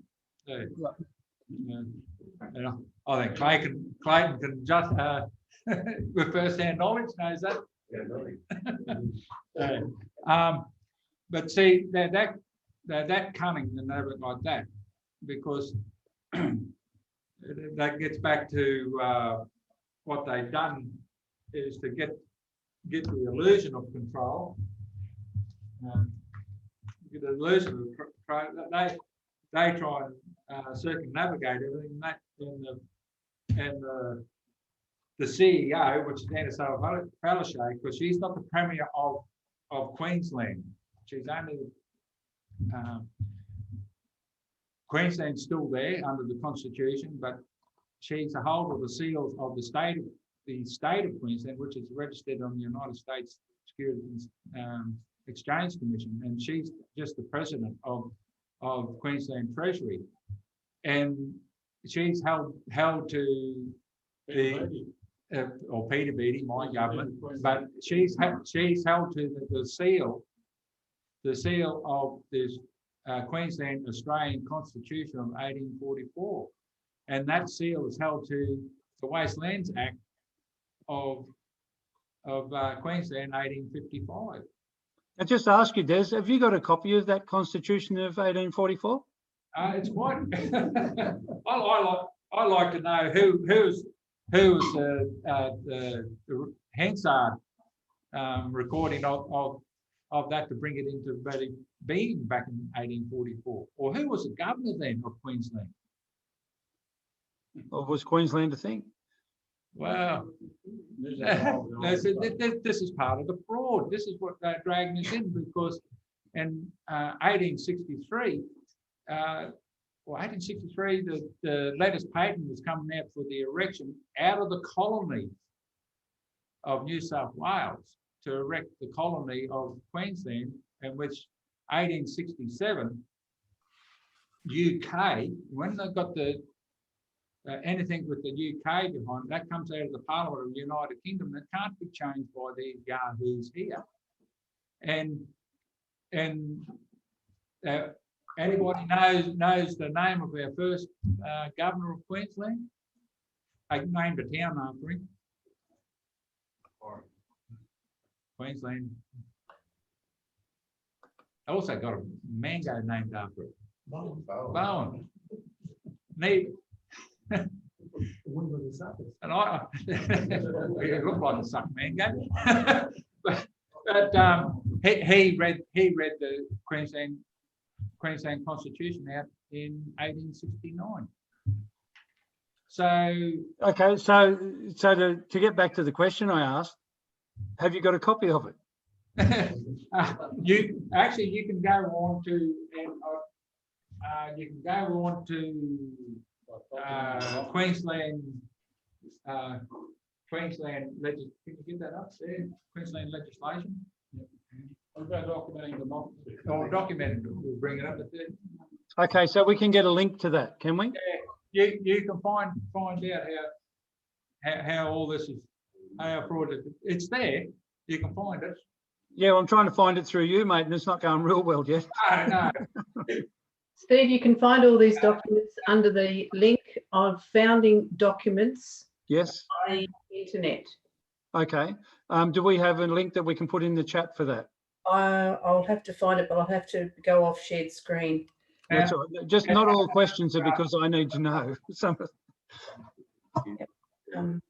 Susie Q just brought it up. It's the correct one. Yep.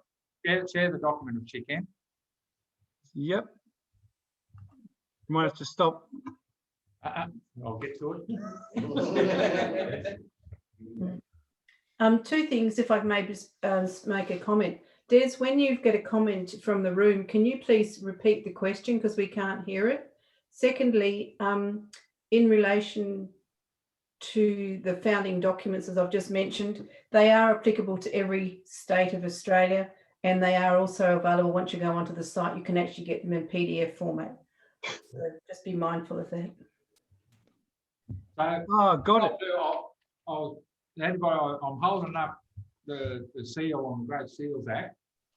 You can see that, and also you can go to the Queensland Constitution Act, and you have a look at the seal on that. The Queensland Constitution Act 1867, UK, and have a look at the seal on that as well. Now, if we can get this other document up of the Queensland Australian Constitution Act of 1844, we'll start to point out a few things to you. Can we get that on the screen? It's also for style. Yes, style. Okay, so if anybody else needs to share their screen, we'll have to stop Tony and Skip from sharing. Oh, yeah. Dez Rowe's trying to get it up there for us now. Tony and Skip's got to stop sharing so you can use it. No, let Tony and Skip. Skip, can you grab that file? Skip, can you grab that file and add it to your, put it up on the screen? It's gone now. Can you hear us there, Skip? And what file are you on? The one that Susie Q just put up, which is Legislation Queensland. Yep. Grab that and put that up. Won't be a sec, guys.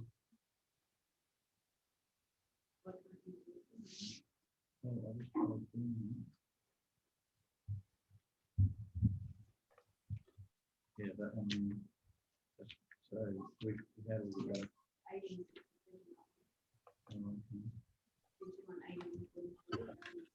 I'm just going to stop the share for a minute, please, Steve.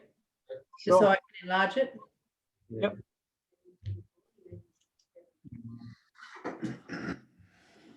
There is one earlier, but no, there's some there, but that's not really what.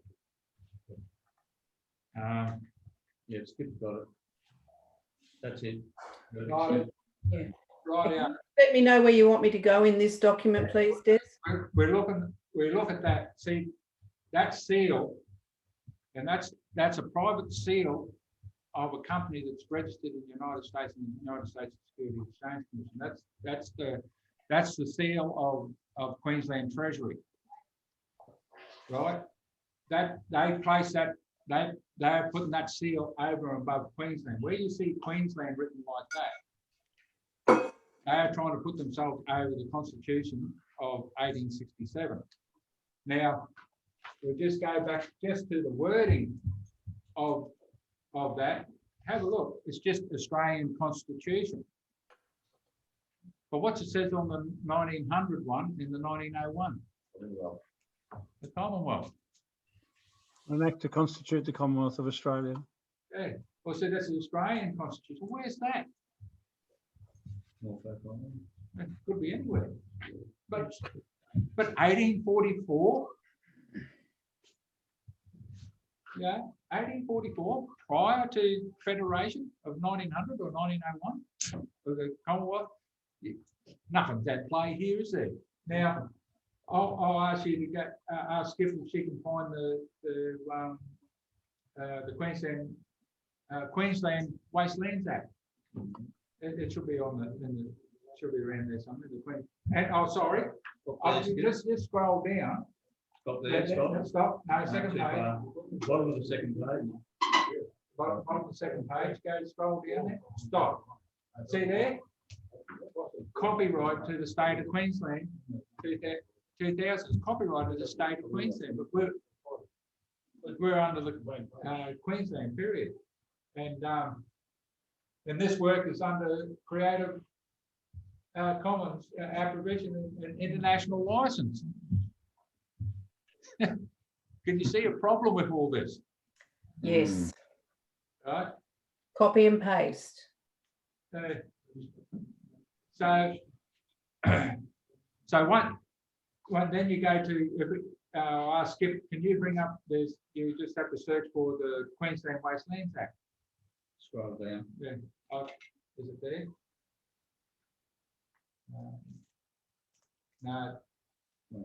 No, you'll have to get out of that and go and find another one. It's virtually the same thing.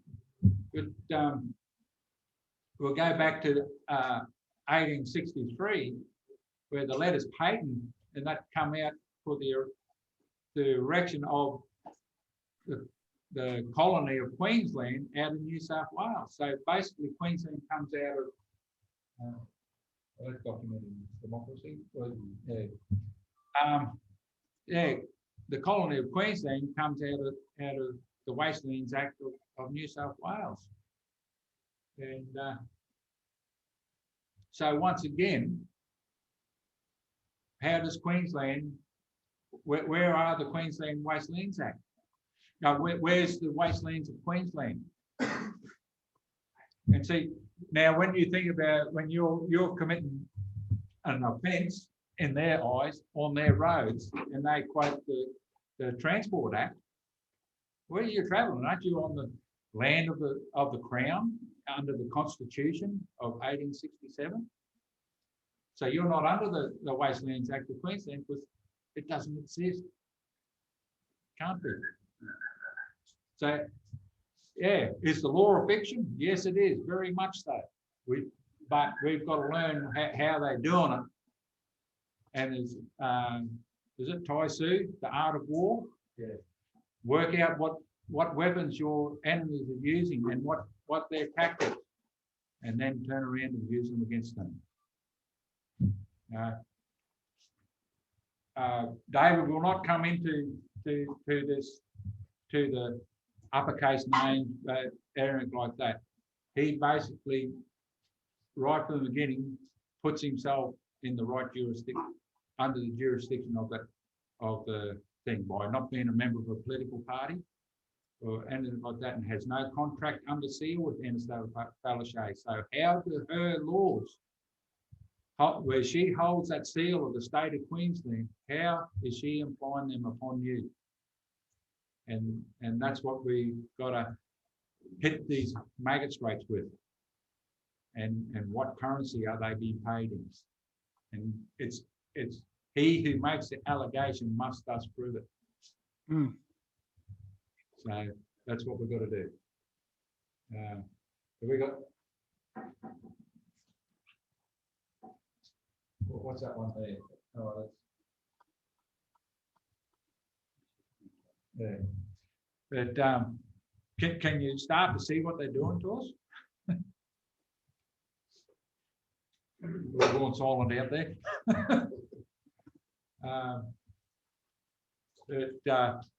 Yeah, once you get David, he goes into greater detail. He'll smash around several acts, but he points out there's acts with certain seals on. They're the ones that bind us and bind the crown. The other ones, the other acts with the seal of the private seal, the private seals of the political parties, they got nothing to do with us. And that basically nearly every act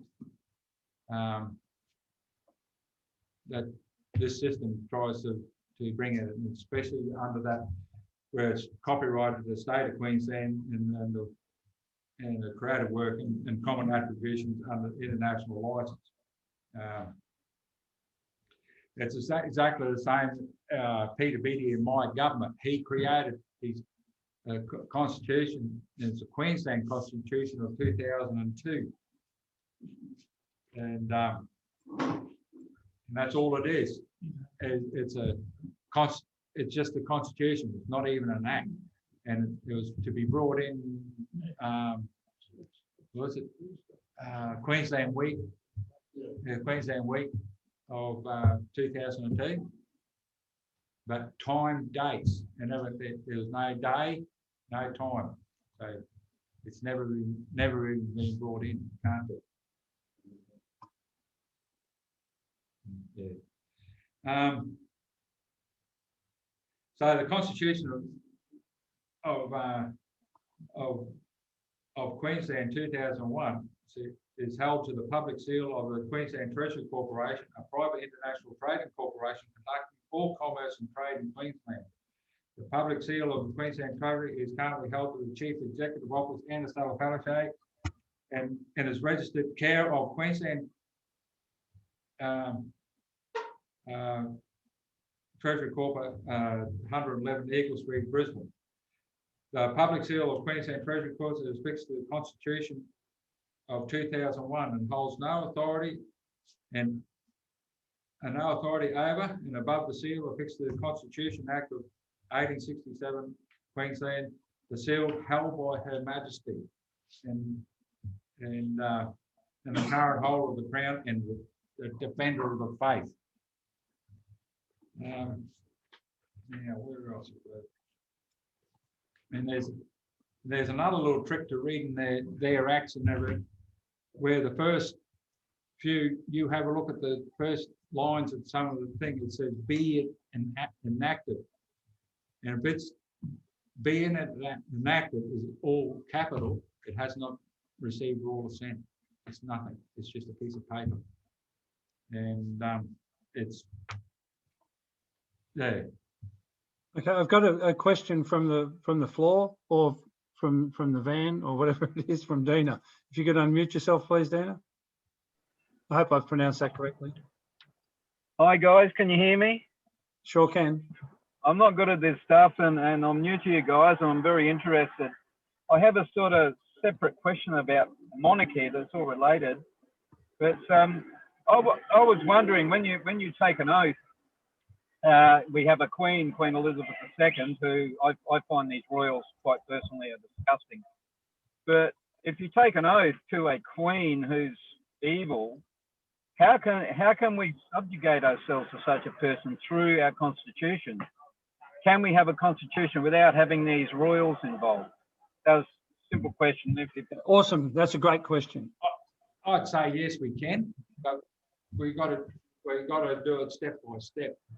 And basically by doing that petition, and then she fails to reply to that, or she ignores it, then she's broken her contract, abdicated her position, and therefore we've got to be prepared to create a lawful government ourselves, because she's broken her covenants.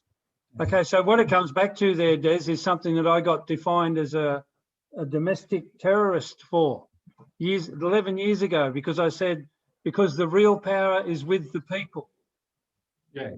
That's where it is. So at the moment, what I say in other meetings that we have, we're like in the belly of the beast.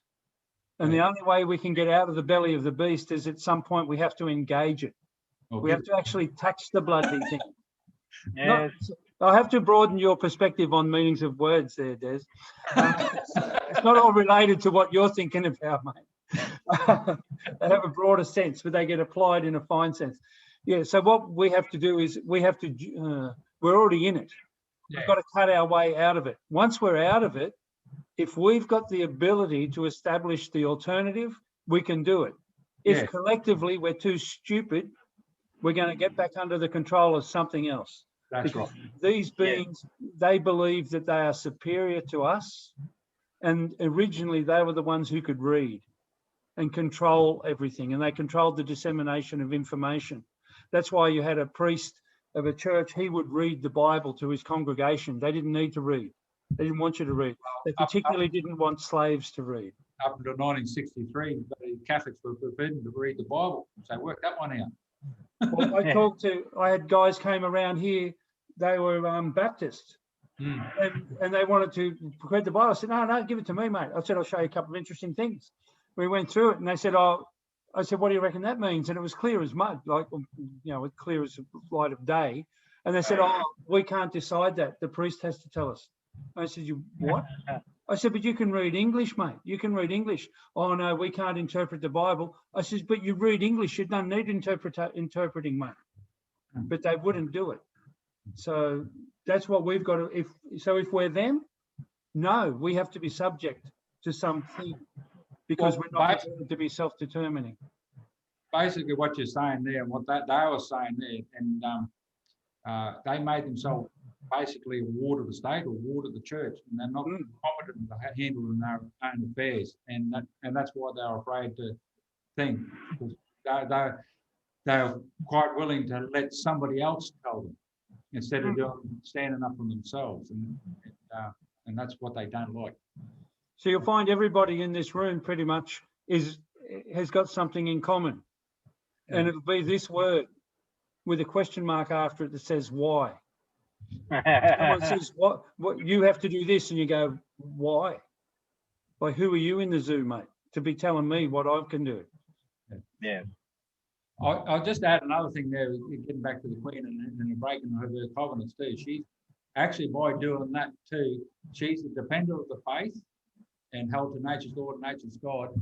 Also, remind her, once she breaks her covenants with us, and she's a defender of her faith, if she breaks her contract with God too, she's in a bit of strife, isn't she? Now, when you say that, Des, when you say she's a defender of the faith, that also applies to people who aren't Church of England, doesn't it? That's right. You'll notice in David's document, he brings in the Catholic Church because, they have to do that because even back in England and all that, there's how many different faiths are practicing on the land of the Crown here in Australia? A lot. There's a few, because there's Muslims and there's Hindu, there's all Calathumpians, there's all things. They had to put that in there because they allow those faiths because they all believe basically they all believe in the creator of nature.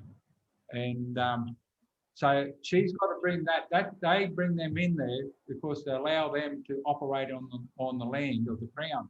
But also, by doing that, they are also subject of the Crown. So if or of those laws of the land, and if they step out of line, they suffer the same consequences as anybody else because it doesn't matter what colour shoes they put on or what fancy robes they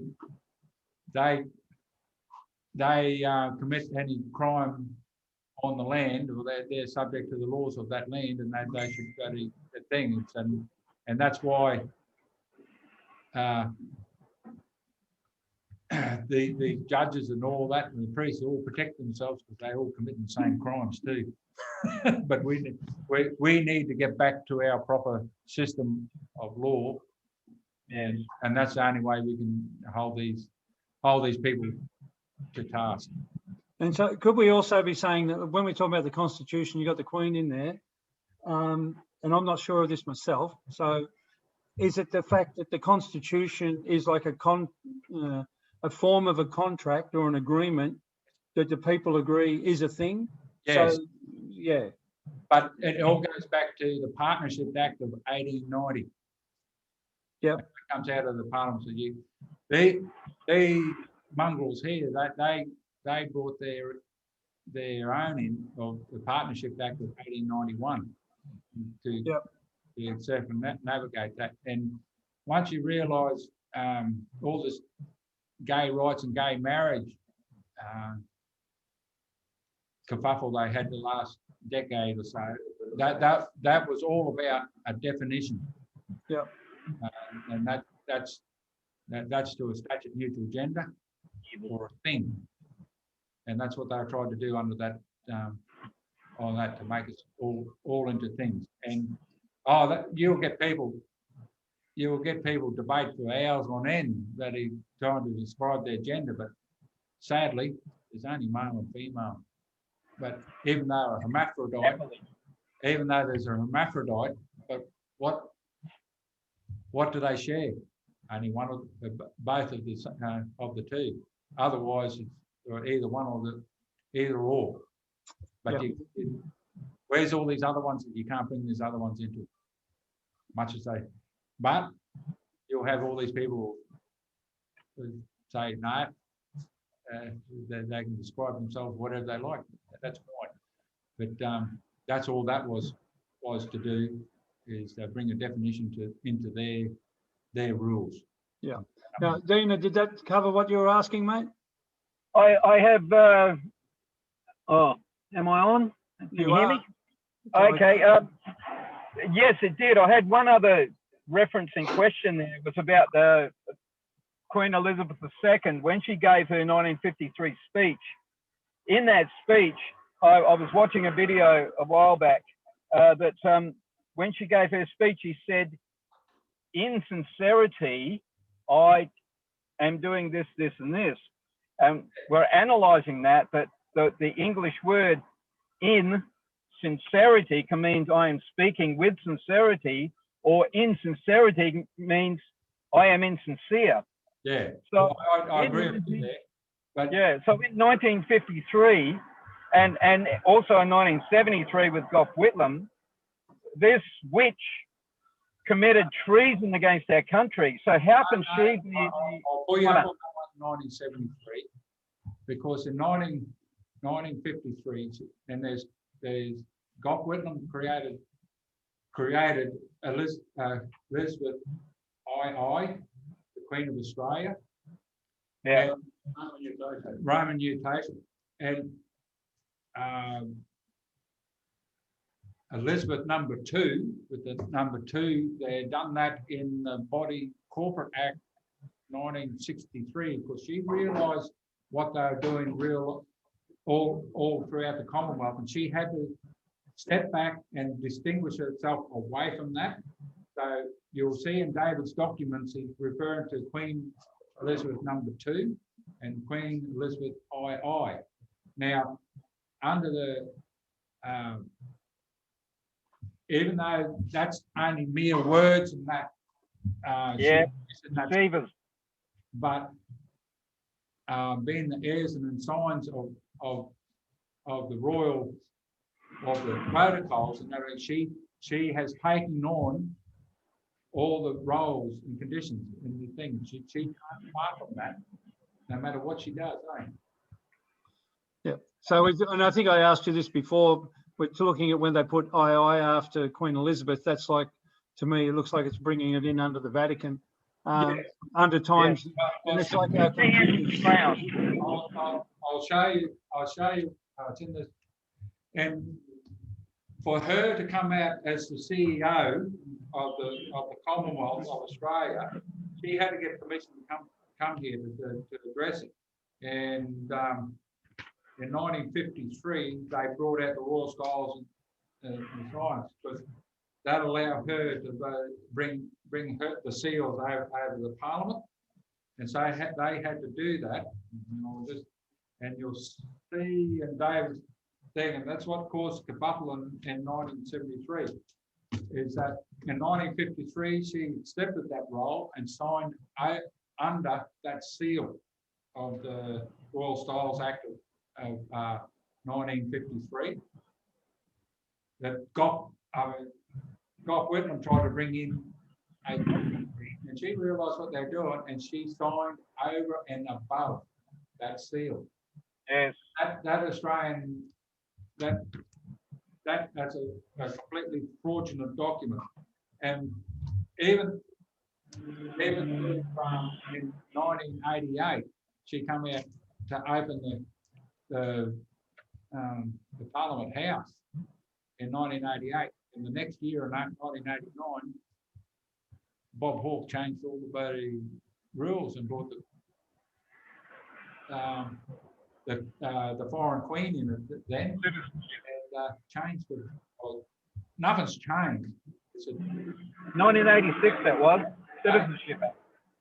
Yeah, they if I can find that, yeah, because actually that's another thing David actually personally voted witness there, because he was there with the day she signed that, and it caused a fair bit of a bubble. Well, and he said that she didn't go through to the tea and bickies afterwards. No, she wouldn't be part of their game. Is she innocent? No. I say no. That's my personal. That's all I can offer, right? Because we haven't got no first-hand knowledge of it. Would she know about it? I'd say yes. Yeah. Well, Colette says she's not innocent, and I'm not arguing with her. No, have we covered your question there, Dina? Yes, yeah, mate. All good. Thank you. Thank you very much. Now, we've got another question from me, which we'll just bring forward while Des is searching for some papers. Yeah. But go ahead and unmute yourself, please. Yeah, hi. Section 6 of what you were showing before, can someone interpret that for me? For us? What was that? That was section 6 of what you were showing before, your document. Yeah. You got me. I can't quite recall that. We might have to look at it again. Or the 1844 Constitution. No, it was the actual the document before that. The petition. Yes. Oh yeah. Well, just bring it up so it can refresh me. Oh, sorry. Can you bring that up, please, Skip? You can't say no because I can't hear. Here we go.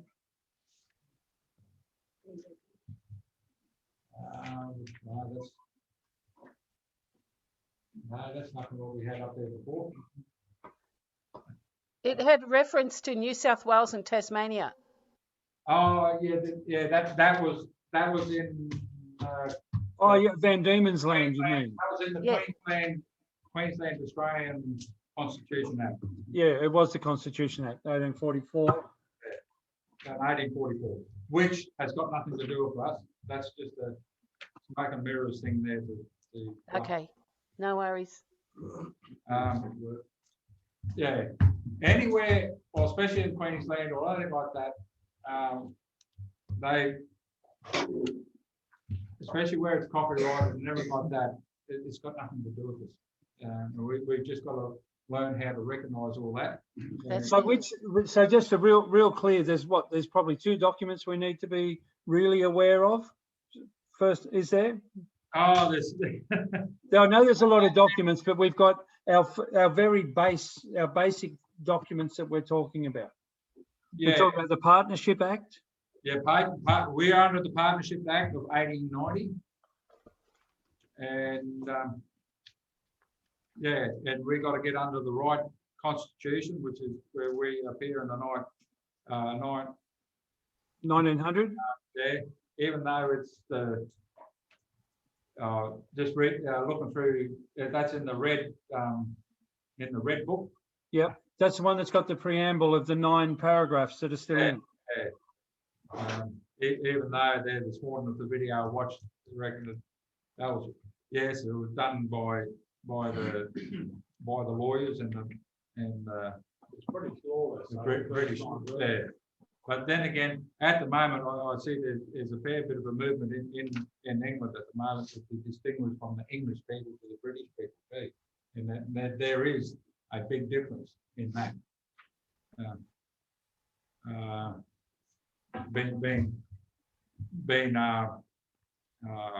What's it? Graham, what's his name there? He really pushes that home because he's English, he's not British. So we're talking about the one from the 9th of July, 1900. Yeah. Whereas the people of New South Wales, Victoria, South Australia, Queensland and Tasmania humbly relying on the blessing of Almighty God. Yeah. That the one? No, well, Dez Rowe's on something here. We've got about it. That's now that act we got up there now. You can find them. Which one's that? That's the act to explain to amend the act of the government of New South Wales and Van Diemen's Land. So what are we trying to get now? Trying to basically do several things at once. Yeah. So go back to the question again. Find it. Okay. Section 6. Yeah. Because you scroll down, that's the one. That's the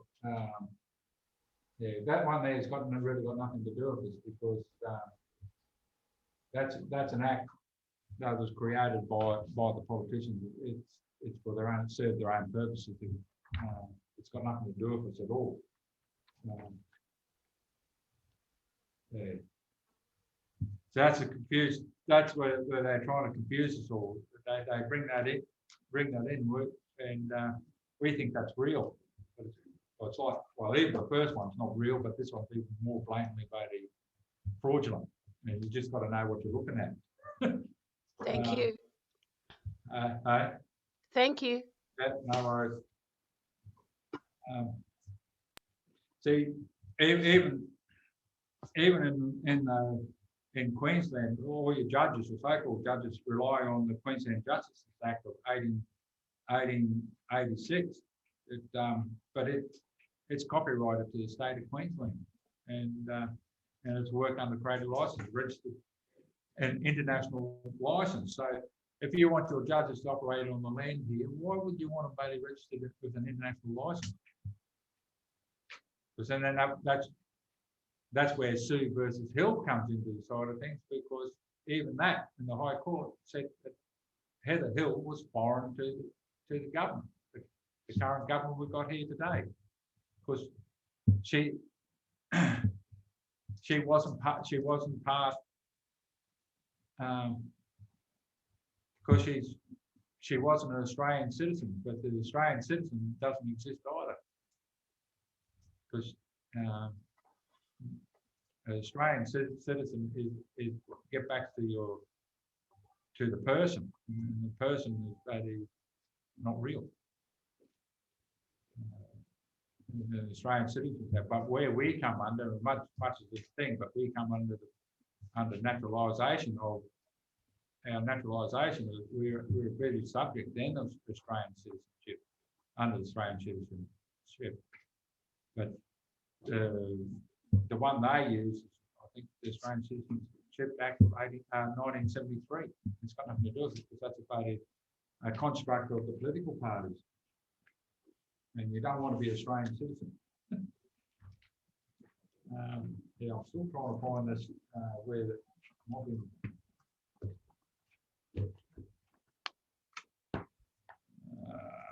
There's heaps of information in here. You just got to read it. I'm just trying to find it. She signed over and above. She wasn't coming in to be part of their. Yeah, you're talking about the documentation where she signs above the heading of the document. So she can only take authority for what comes before her signature. Yeah, when she signs over and above it, she's not coming under their authority. No. She was not allowing herself to come under their authority. That's why she signed over and above it. She's also not verifying what's in the document because, for argument's sake, she wasn't even there. She hasn't even read it. That's right, and she wasn't taking responsibility for it. Where, like us, we signed to sign up on different documents without reading the fine print. Well, she wasn't prepared to do that, and that was a document to allow the political party to bring in the Queen of Australia, and she wasn't allowing that. So the first federal parliament was opened by the Duke of York, later King George V, in the Exhibition Building, Melbourne, on May 9th, 1901. But here, I found it. See, now I'll bring it up. Can you see it? See that? Yep. That she signed above. That's where the political parties in Australia were trying to bring their own Queen of Australia in. And she signed over above it, and she wasn't going to allow it. So that's in. But you'll go to the Royal Styles Act of 1953, and you'll see that she signed under it. So when she signed under that seal, she's agreed to be under those rules, and that's where that speech, she said, all in sincerity, but she can't escape by using those words of her obligations because they are handed to her. Yeah. So now we've got that's whether it was a slip of the tongue or the thing, but she's bound by it because she took up the role. And well, it can have a dual meaning, so it's duplicitous at least. So it doesn't present as a fact. No. Colette has a question. Or yeah, I just heard you say there, Des, that you don't want to be a citizen. Has anybody wrote to the voting electorate to state that you're not going to vote because you're not a citizen? Yeah, I have. Yeah. Or does does all of you not vote? I asked them to fill in the acceptance form. They actually refused me on the not being a citizen. They wanted me to do the. Sorry, I can't hear. No, you have to speak up. Can't hear that, Des. Hang on, we're coming to the microphone. Okay. Yeah, when we had the elections here in Rocky just not long ago. Yep. I told them I'm not a citizen and all the stuff you're talking about. They sent me the abstention form to sign. Yeah. Mm. And it does not take me away from being a citizen. It just means I don't have to vote. Right. But you're not I refuse to do that. Oh, okay. Yeah, my husband sent a letter in and they haven't replied back to him. But he's told him he's definitely not voting for any of these politicians because he's not a citizen. I've never voted and I've never took citizenship. I'm from England. I think when you have a think about it, these people aren't going to admit to a duality. So they can only participate with ones that are like themselves or in their own image. Well, I've done it with the bigger, the voting one where you get fines for it. And I'm still in a fight with them to do with that. And that continuously goes to spur every couple of years. And so it's very hard to become not a citizen when it comes to that voting problem. Not a citizen. Yeah, but you just don't comply, right? You just keep not complying. So, but I'll just put it in perspective for you a little bit. It's a little bit like you're going to ask Peter Pan to certify that you're a real boy. Yeah. Like, it doesn't work. But it just cannot happen. Then they're like Pinocchio and their nose gets longer. Yeah, but apparently Pinocchio became a real boy, so I stopped using Pinocchio. Yeah, well, eventually we'll become real people, correct? If we keep going. Yeah, we've got Graham here. He wants to ask a question. I just want to ask a question. The AEC are holding false names on file.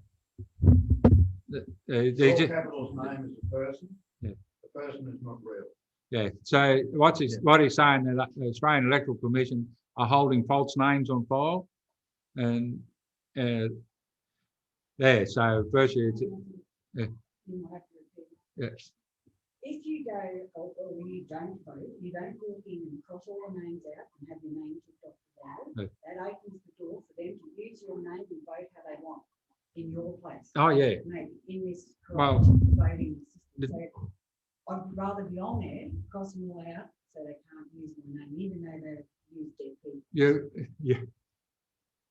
You probably, well, see, once again, in the voting system, it's you should be under electing. There's a word. You should be selecting or a person in your community to represent you. But see, we're not even taught if the voting system's working properly. We're not even taught how to do a vote of no confidence, and how you should do it is put a line through each name. And if you get 30% of the people to do that, that's a vote of no confidence. Those people can't stand again. They get thrown out, and they got to select another mob of people, but they won't do it because it's their system. They'll play with it and do whatever they want. Okay, we've got a question from Ton. Yeah, good day. In the last Queensland election, I was prepared to vote because although the Liberals aren't much better than Palachuk, I was prepared to give my vote to the Liberals. So I went in with my little card. They scanned it and they asked me what my name was. And I said, "Can't you read?" And he said, "Yes, I can read, but what is your name?" I said, "Well, it's on there. So if you can read." So he said, "Well, you could have nicked that card out of the neighbour's letterbox." And I said, "Well, now you're telling me that I can't read."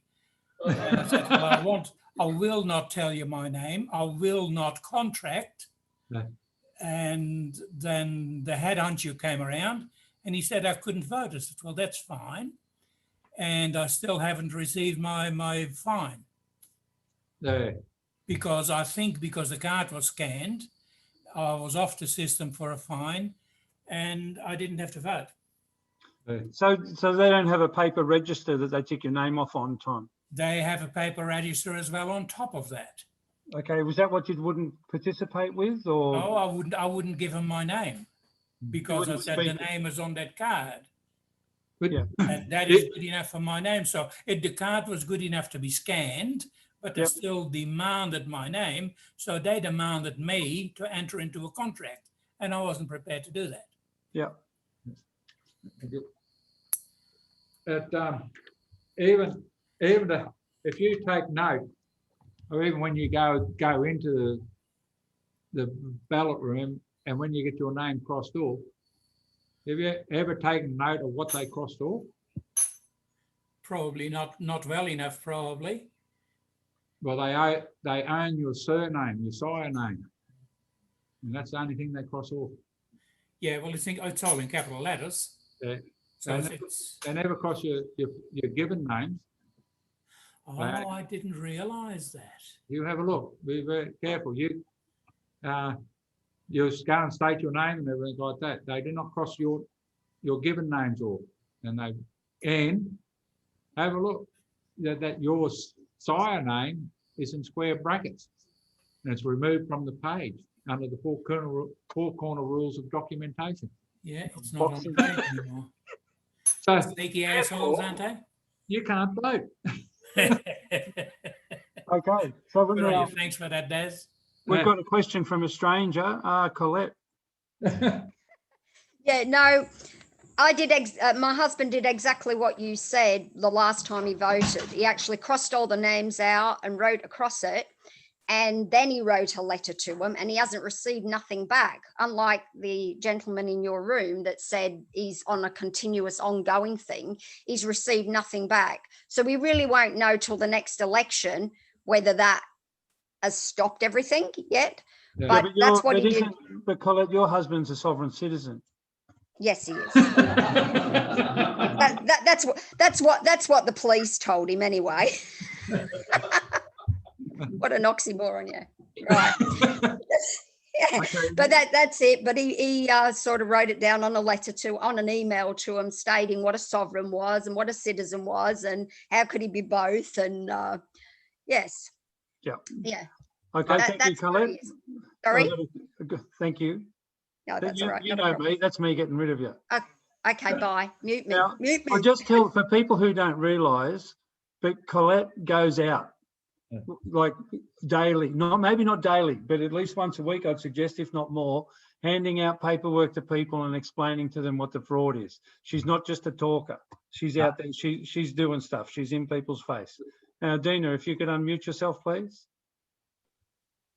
Yeah, hey guys. With this whole crossing out names and everything, because I've never voted. I wrote a letter when I was turned 18 and told them that there was no one qualified. I'm a religious man, and I said that I find no one that's qualified for me to give my vote to. Every time that lasted 30 years, they sent me a letter that I carried. When they brought all this registration and they changed it, but you can still. When they send you a fine, down the bottom of the letter, there's a place you can go to novote.gov, I think it is, and just give them, I just give them a religious reason, say, it's against my religion, and that's enough. But the thing is, if you're crossing things out, you're going to the registrar, aren't you still giving your consent to them? Because we know that they're not voting. We're not voting. It's all a game for them. There's one bird with two wings. Whether you vote left or right, they're going to put the person in they want. Well, like scumbag Morrison. How did he get in? Well, I'll put it this way. He who pays the fiddler names the tune, does he not? What's that? He who pays the fiddler names the tune. Yes, exactly. Righto. Going back. I won't pay the fiddler. Yeah. Go prior back to 1966. The Australian dollar originally started out as a means of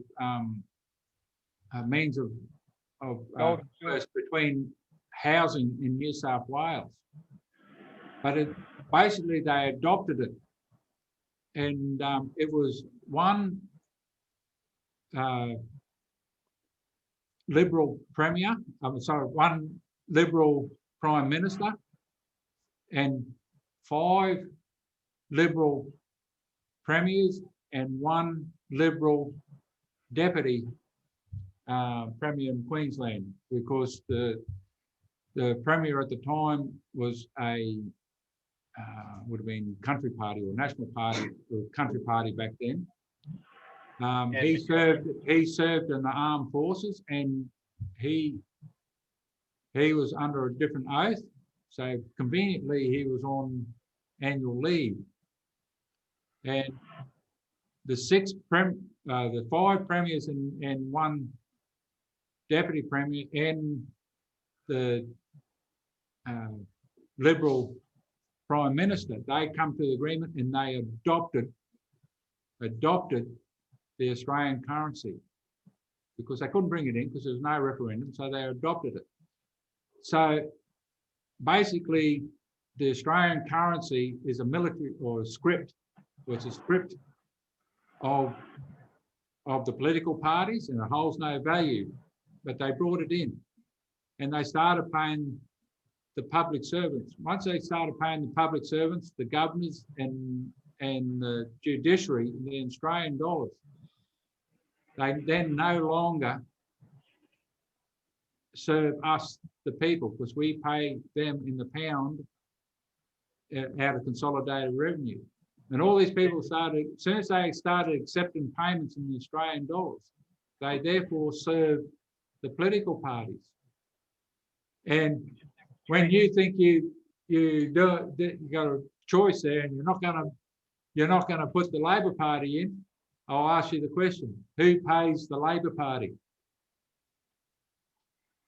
Well, it's all an act of treason anyway, isn't it? I just asked the question: who pays the Labor Party? No idea. The Liberal Party. Oh, they yeah, put the Australian dollar in. They control it. The Liberal Party have the Australian dollar. So you've got the illusion of choice. You think, oh, I'm sick of this mob. but the Liberal Party paid the Labor Party. Yep. So, and who registered the Labor Party and the Liberal Party? Where are they registered? Yes. Well, was it Peckamaroo? Yeah, exactly. Because they had to do that to bring their system in. Yeah, so just for interest too, just for people who are looking at Common Law Court UK and International, it seems that Peckamaroo registered them as well. Yeah. So obviously they're independent. So, yeah, that's what's going on. And now, can you see the importance of doing your petition and getting that done? And it sets the foundation of you being able to establish your jurisdiction. Yeah.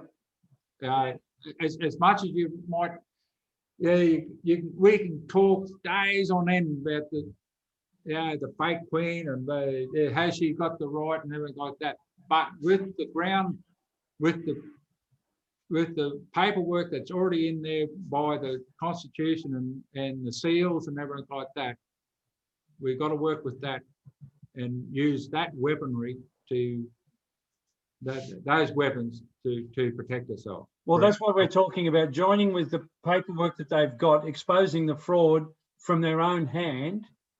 And then once we've got a majority of people, we can throw all that crap away and start again, if that's what we want to do. Yeah. But we can't do it because there's 30 of us that agree that we should, because it's not enough.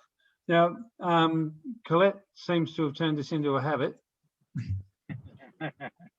So, oh no, sorry, it must have my mouse must have scanned over it. Maybe my mouse is directed to it. Sorry, no.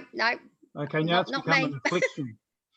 So yeah, probably. I'll just read a couple of paragraphs from 104. The land held in the Lands Act of 1994, Queensland, is held by Elizabeth II, by the grace of God, Queen of Australia, and her other realms, and head of the Commonwealth. The currency is foreign and not legal tender of the Constitution Act of 1867, Queensland, pounds, shillings, and pence. Therefore, it cannot be banked into the Australian Bank outside of the Constitution Act of 1867 and held in the Queensland Treasury, as long with the gold, the silver, and that's the thing, the property of Her Majesty Queen Elizabeth II. When it's backed by gold, it's property, and that's the only thing you can steal is larceny, because theft is a very recent word. It's larceny, and they stole the property. No member of the judiciary, be they judge or magistrates who have accepted payment in Australian decimal currency or otherwise commencing the 14th of February 1966 and not elected by their legislative assembly with Her Majesty the Queen as the chief executive officer of the sworn in by the Governor of Queensland, who holds the seals of the Supreme Court as held to the Supreme Court Act of 1921, hold any authority of the Crown. So the treasurer the treasurer is a member of a registered political party and has no access to the Consolidated Revenue Fund, so of the people of Queensland in the pounds, shillings, and pence. So they can't pay the public servants. So if they're getting paid in Australian dollars, so we'll go to be able to pay the governor, hold the letters patent erecting the colony of Queensland, 6th of June, 1859. That's when Governor Bowen read out that of 6th of June, 1859.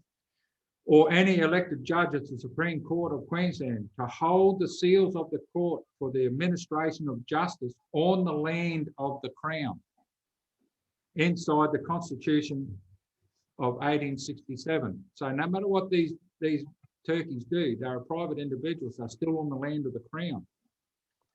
Commencing the 14th of February 1966, no governor, whether appointed by Her Majesty or not, was paid from the Consolidated funds of the shareholders.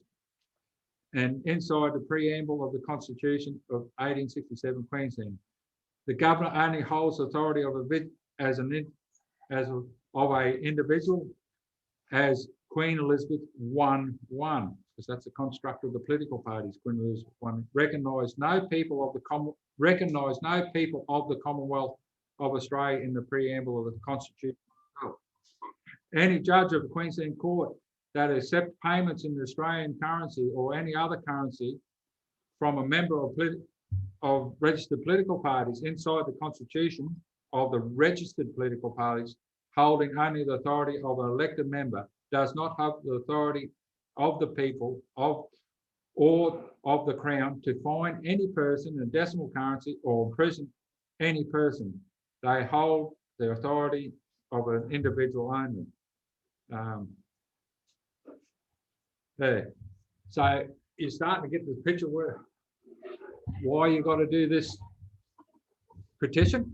Okay, so Des, and now that you've finished reading that, what I'll get you to do is to deliver us a final statement or to round things up so that we're getting on towards 3 hours or something. Yeah. And we might let people go for Sunday. So what's the message, the final message?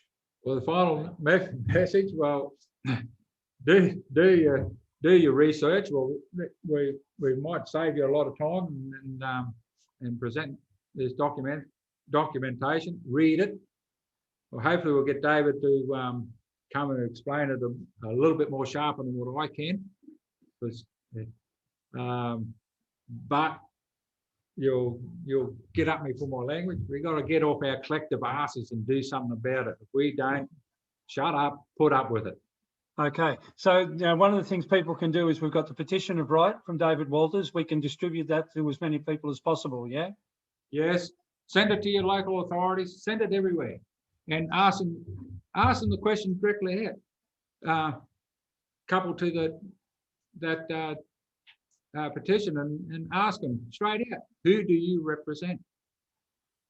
What currency? And also, what currency are they getting paid in? Because are they getting paid out of the consolidated revenue of the people to represent the people, or are they getting paid out of the treasury of a private political party? Yeah. So, okay. So I think we'll look at finishing things up there because we could go on forever. What we want to try and do is have a look at getting David on this week. Got a couple of phone calls to have in relation to that. So unless anybody's got a final question or a final thing they'd like to say, we can end the meeting from there.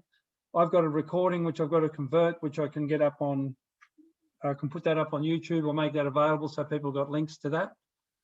Well, what I might suggest to do, we'll try and set up that meeting for this week coming, and with our regular fortnightly meetings there, I'll try and get David on for that one as well, and to do a second one.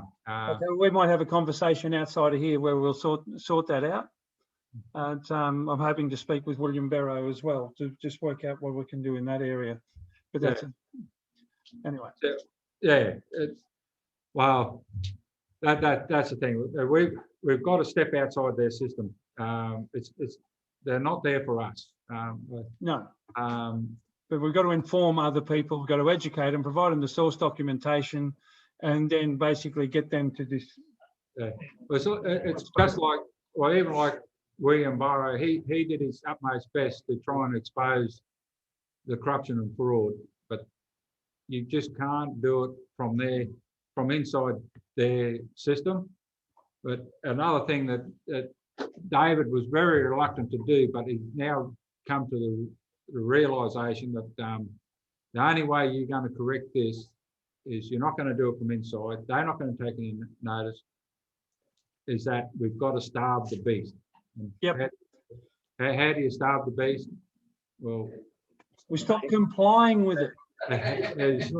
As much as the different people over the years have stopped paying the rates, but got to stop funding them, and this goes a long way. And with that, with not paying your rates and everything like that, David will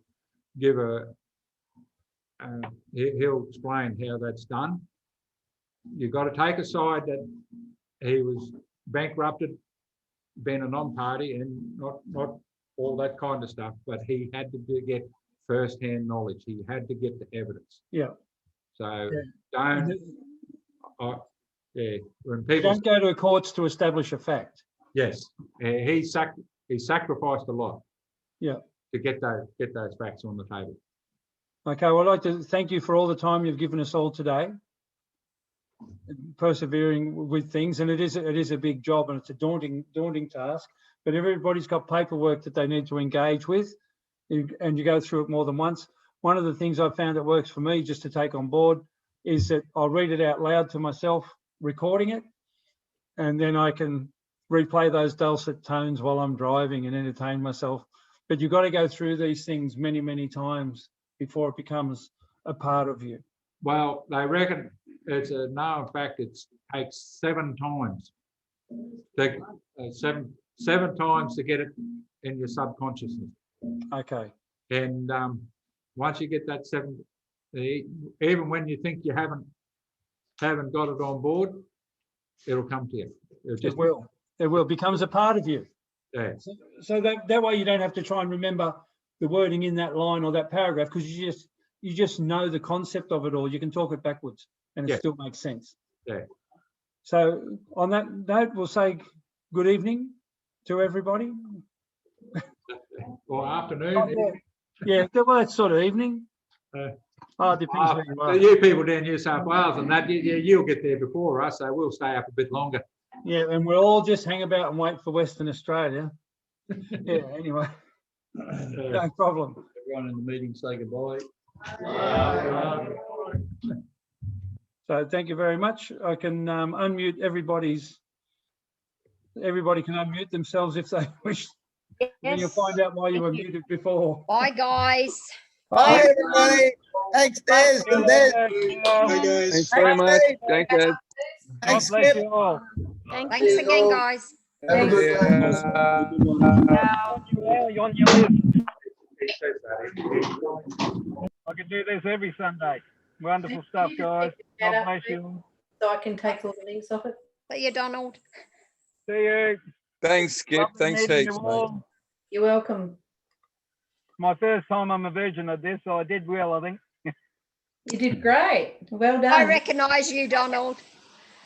Colette. Yeah. We've had many chats online. We sure have. We're fired up. We're into it. Yeah, that's good. Keep it going. Bye. That's a good thing. Yeah, take care, everyone, and God bless, and keep that Bible going, because that's our law. Thanks, Stephen. You did a good job. And I'm not a Christian. See you All of later. See you all. See you, Des. Thanks, guys, for all the work you've done. Really appreciate it. It's helped me a lot. Take care. I don't know how to turn this off. Steve, pick that up. That'd be great. Shut up, I mean. I don't know how to turn it off. Leave. Okay. Leave. That's it. Oh, I can get you all out. That's not a problem. So Check your email, Skip. thanks, mate. I'll try. I just need you to keep the link open so I can get all the stuff, or if you send it via email. Yeah. Is that yes for you? Send Yeah, I'm all over it. I can save the chat, but I can't save the links. Once you save the link, you can't save a lot of the links. They don't come up in the chat. I've had them come up in the chat. Not all of them. Oh. Yeah, not all of them, mate. Okay, we'll have a look at your email and see if you've got what you need in that, because I've sent you the chat.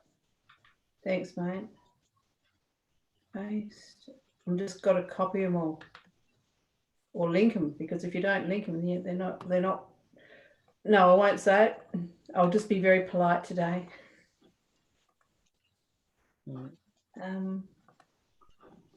Just checking my emails now, mate.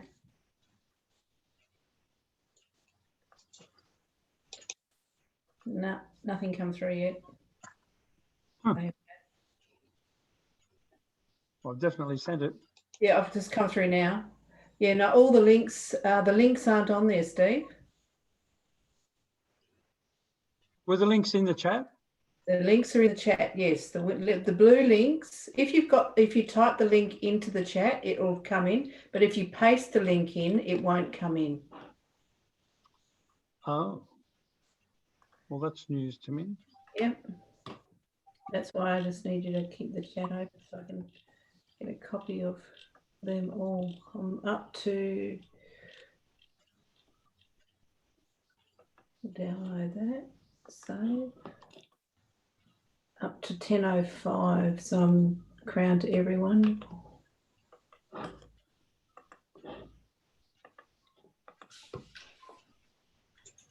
And being the person that I am, I like to make sure that I've got everyone under the right, every link under the right name, so I can make sure I've got the right information. Let's crown. Good meeting today. A lot of information there, Steve. It is a lot of information for people to take in. It is. It is. And it's not easy. And I really appreciate what you did for Dez. I know he was getting a little bit flustered there. Oh, that's all right. I dressed for the occasion because I was just going to have it running while I did stuff. But anyway. Yeah. No, it was probably meant to be. Yep. So I've got them all now. Thanks so much, Steve. Really appreciate that. No worries at all. Really, really appreciate it. I'll be talking with you later today. I've got a meeting with the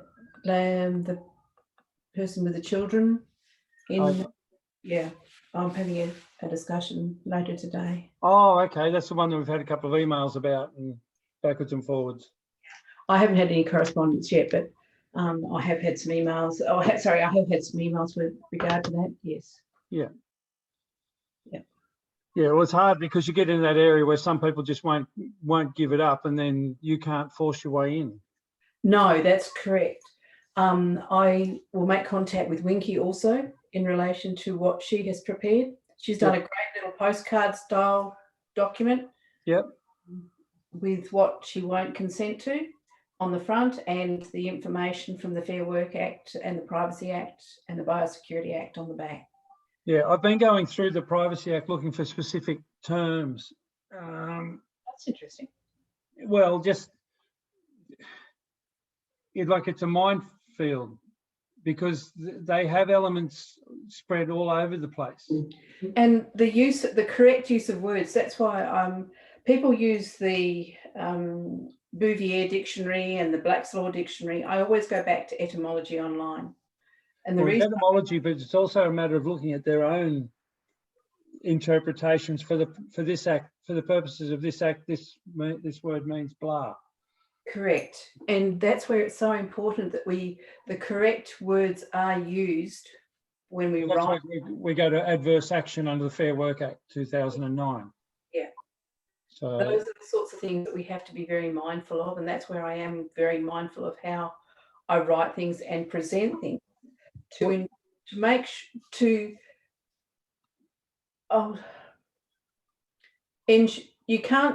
word ensure is not to check myself to make sure that it's correct what I say and what I write more particularly. Well, you want to be able to stand solid and keep it. You don't want to stand solid and then go, oh, hang on, I wish I'd known that bit.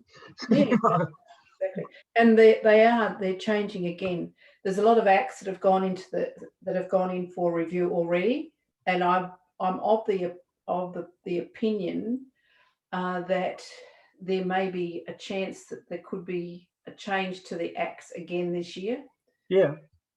Well, they're just Yeah, it's a formula. It's an evolving plan on there, so and they're trying to keep you off base so that you can't keep up with things. What I want to find in particular is a reference to the format. If you're going to make an information privacy request or privacy information request, I want to see what they stipulate as being the standard for making that request. I'll just make a note of that. So whether you've got to have, you know, certain elements in it that you have to have in that request so that it's legitimate in their mind, because none of it's legitimate, but legitimate in their eyes, so that I can throw it back in their face. I'll be standing behind you when you do. Yeah, well, I just got to be a little bit careful, because I'm even finding when I go into the courtroom, there's certain things that are in my head really trying to come out my mouth. Oh, for sure. The from what I have read so far, what appears to be happening is people aren't aware of how entrenched Australia is in the corporation and how we are so controlled by the deep state, the cabal, the CIA. How many people know that? Don't talk to me about that shit, Skip. That's all in America. Come on. The military, all of our military are controlled by the CIA. Mm-hmm. And how many people understand that? How many people understand how many all of the corporations, all of the courts are controlled? Well, we're a city of the US. Of course we are. Australia is a city of the US. That's sort of it. You know, like Hawaii is not contained within that one land mass, and that's under the control of the US. But the funny thing is, the US is under the control of Britain. Yeah. Well, see, the US had to be registered in the UK. That's why people think, oh, it's all in Washington, DC. It's not all in Washington, DC. No. And that was deregistered in mid-2018. And recalling that Trump, when he walked in front of the Queen, he walked in front of the Queen at her request. Yeah, but I think that he just walked in front of her because it doesn't matter. A very pompous bastard, yes. Yeah. No, people say he doesn't realise protocol. And I go, well, hang on a second. Correct. The land of the free, and I'm subserving it to you. Like someone's got their things around the wrong way. So. Definitely. Steve, thank you very much indeed for doing that. Thank you for your help today. Much appreciated. Oh, no worries. I'm right back at you. I'm going to leave the meeting now, and good day to everyone else. Yep. For your participation. All 7 of it. Oh, hang on. Robert's got a question. Oh, Robert's got a question. I didn't realise that. I wasn't looking for that anymore. Go ahead, Robert. Yeah, good day, mate. Is my mic off? Yep. Okay. I've listened to a couple of your Zoom meetings now. Good on you guys. My question's for you, Stephen. You're in court action at the moment. You're looking for a solution of some sort to a situation, I gather. If you want to talk about it, that is. I don't mean to pry. Yeah, I can, but I don't want to overstate or understate. It's on a particular subject. Okay. But you know, speak. Go ahead. I'm always prepared to listen. Last year, we've got a fair bit of interference coming in from your microphone. Like it's got a loose connection. It's got if you grab a loose connection and I'll just mute myself. I'll come back in a second. I'll just grab my earpiece and maybe that'll work better for you. Okay.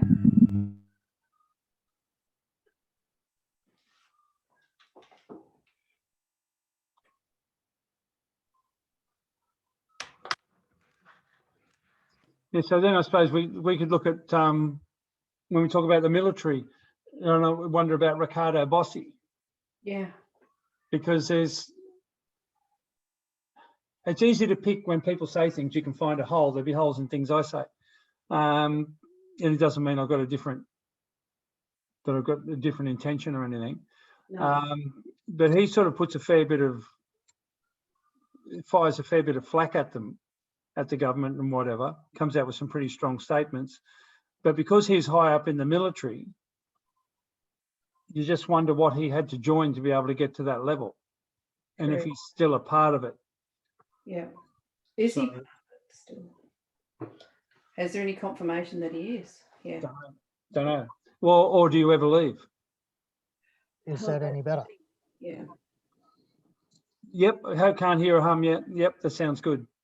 Yeah, I've listened to 2 of your Zoom meetings that you've hosted Mhm. the last few days, and I sort of picked up that you're involved in a court case matter, and I don't mean to pry or anything like that. No, you're right. I was just I had an experience last year twice, once in helping a mate and once in resolving a situation myself. Now, I didn't go to court. I resolved it with paperwork myself after helping my mate. First up, he ended up for a lawyer at the last minute, but they kept looking back, and the solicitor who represented him kept I was in the room with my mate and the solicitor while he was taking a briefing for him and directions, kept looking back at the paperwork that had been submitted that my mate had walked away from, with a bit of a smile and a pat towards it every now and then. Anyway, when he 2 days later went to represent my mate, he put forward the direction that had been worked out by my mate with him. The judge basically reiterated that while questioning the prosecution, because they're the ones bringing the claim, and that's who you do take on, is the prosecution. Mm.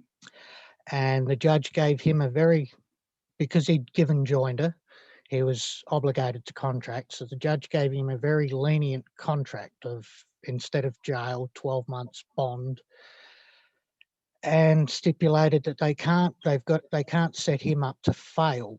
They have to help him. So they can't breach him for the use of cannabis, and they can't breach him for the use of alcohol when he reports as part of his contract and they do urine samples, this, that, and the other. They can only breach him on meth, which was the charges that they were bringing on him and trying to send him to jail.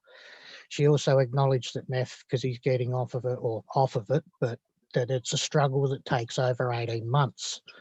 So yes, she had a personal sort of situational knowledge about it, because I believe her own son has been through this. But they basically wanted to, I've never seen on the first day when him and I was sitting there waiting to attend, I didn't give joinder to the bailiff for his name. We were waiting. I've never seen anybody in and out of the dock so quick. They got in and out of the dock in less than 20 seconds. He was shocked himself. How did you present yourself? In or paperwork. Not present yourself. Three pages using postal mechanics. Can't see if you can see that. My camera's only on the phone, so the light. No, that's all right. If you, I can. So registered post. The beginning is a cover letter. Yeah. This letter is devised that I'll be making brackets, quotes, quotes around these 2 words: special appearance. Yeah. End quote. Before the magistrates' court at Port Lincoln, where I'm from. Blah blah blah blah. Such, again quotes, special appearance will be made by way of sworn affidavit, a copy of which accompanies this letter. This was sent to the prosecution.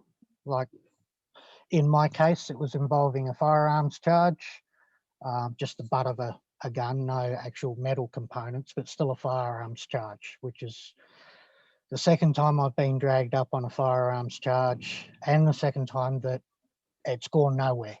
The first time the firearm was a 1919 rifle from World War I, family heirloom.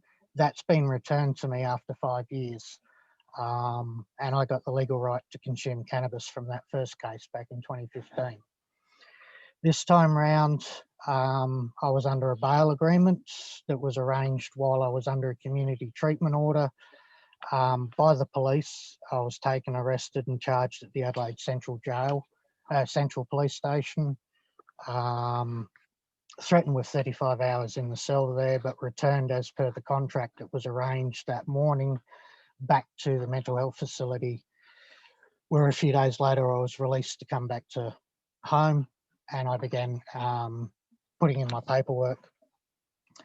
The one reference on the initial front cover page is to reserving all my rights for UCC 1308 and 1103. The next page is a cover letter to the affidavit, which is basically highlighting that it's an affidavit of special appearance, because my belief is to walk into a courtroom and speak is uttering, and it's also necromancy. Because you're dealing with the artificial person and the dead, and the living don't appear by summons. A summons is an invitation to the living. It is a request to appear for the dead. On the affidavit, there's only 8 points raised. That I am a living, breathing, biological man in full life. And now that, the word "that" is the beginning word, and it is written in all capitals and underlined. That I am not a dead legal fiction corporate personality. That I have not knowingly, willingly, or intentionally consented to be party to any international maritime contract or commercial agreement. And that I have not knowingly, willingly, or intentionally consented to stand for surety for any party held liable in this matter. And that the bail application in this matter was obtained under duress because police at the time were armed with lethal weapons of war designed to kill, which caused me to fear for my life, liberty, and property. I was alone, unarmed, defenceless, without any discernible support, and that an act done by me against my will is not my act, and that I have not knowingly, willingly, or intentionally consented to be party to any contract, commercial agreement, or statute that enables any claim of subject matter jurisdiction, and that the Crown, coming as it does from a colourable jurisdiction, has no legal jurisdiction or sovereign authority justified in origin to hear this matter. Now, that's all I've submitted. I've got a copy in a that I've been drafting up for people to see, that's got my private details removed. Yep. Now, on the paperwork, it's got space sent by, where it's typed in, sent by Australian Post, registered mail, item number, and I keep the sticker, but I wrote in hand the registered number on each copy, and at the bottom I included the registered number of, so the copy that went to the prosecution had a registered number at the bottom of the front page on the left-hand side, denoting that this tracked copy to the courthouse.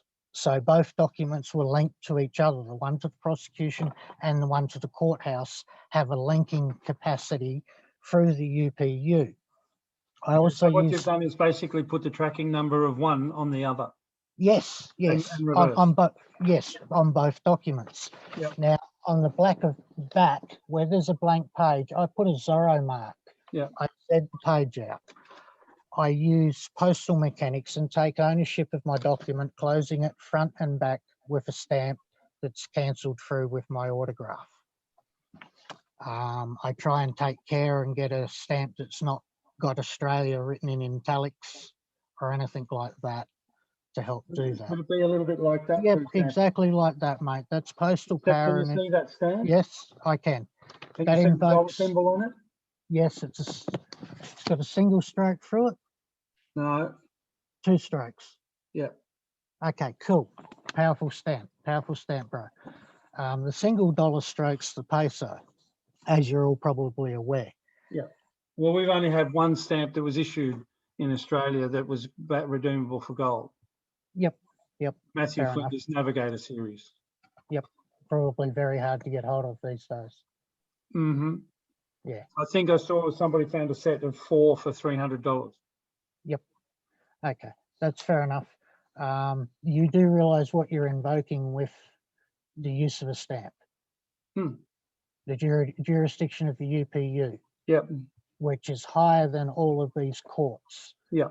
So if you're not using a stamp on your documents, and what I think Dean Clifford is suggesting, or was suggesting, is put a stamp over your on your certificates of birth that you got, your source document, and the fraudulent document that they released when You you know where apply it. Dan gets that information from? No, I don't. I listened to his stuff years ago, and yeah, I've got a Live Life claim. I've never used it. I don't need to use that. Yeah, well, it won't help you. Yeah, that's right. That's right. Yeah, I'm aware of David Windmiller's stuff. I looked into it years ago, back when he also first came out and said, I'm 99 years of age. In one of I've his never heard him say that. chats. I have. I've spent a lot of time with him. Yep. So he came out and said that on one of the video documentaries I read. Yep, I know. I heard that you've spent time with him in the first meeting, Zoom meeting that I listened to. Yeah. You talked about David Windmiller. I'm not knocking his stuff as an IT. No, I'm not either, but person. I'm the first one to tell you that if you want to use it, you're just going to get yourself in a lot of trouble. Oh shit, yeah. No, I already know that. Yeah. I've never used the quantum syntax grammar or the Live Life claim in So applications the Live Life process claim, to you court. must get that terminology from Mark Kishon Christopher. Sorry? Live Life claim, you must get that terminology from Mark Kishon Christopher. No, I know of the guy. I don't pay a great deal of attention to him. I've seen a lot of his stuff though. Cobos. Sorry? Cobos. I don't know Cobos. Okay. He's been on the Gloucester channel once or twice. He's a South African guy. Resides somewhere up around Queensland. He's involved with support towards Romley Stover. Okay. And Robert, the guy behind the reporting recordings, the reporter that does the questioning, and the Gloucester channel. Mm-hmm. Yeah. So yeah, I didn't go through the channels of paying for a Live Life claim like everyone else. I had David Windmiller's website and could see the exact documents there, not in the format that's printed like you've got and like I've got, but the same information is up there in text format on his original Anybody website. who's paid for anyone who's paid for one has got no idea what they're doing. That's dead right. Yeah. So that's sort of the evidence of it. Yeah. So anyway, I'd rather really thank you for sharing your process of what you did. In the case that I've been talking about, it won't help. Okay, that's I was just wondering if it But would. I'll tell you why. No, but I was interested in what you were saying.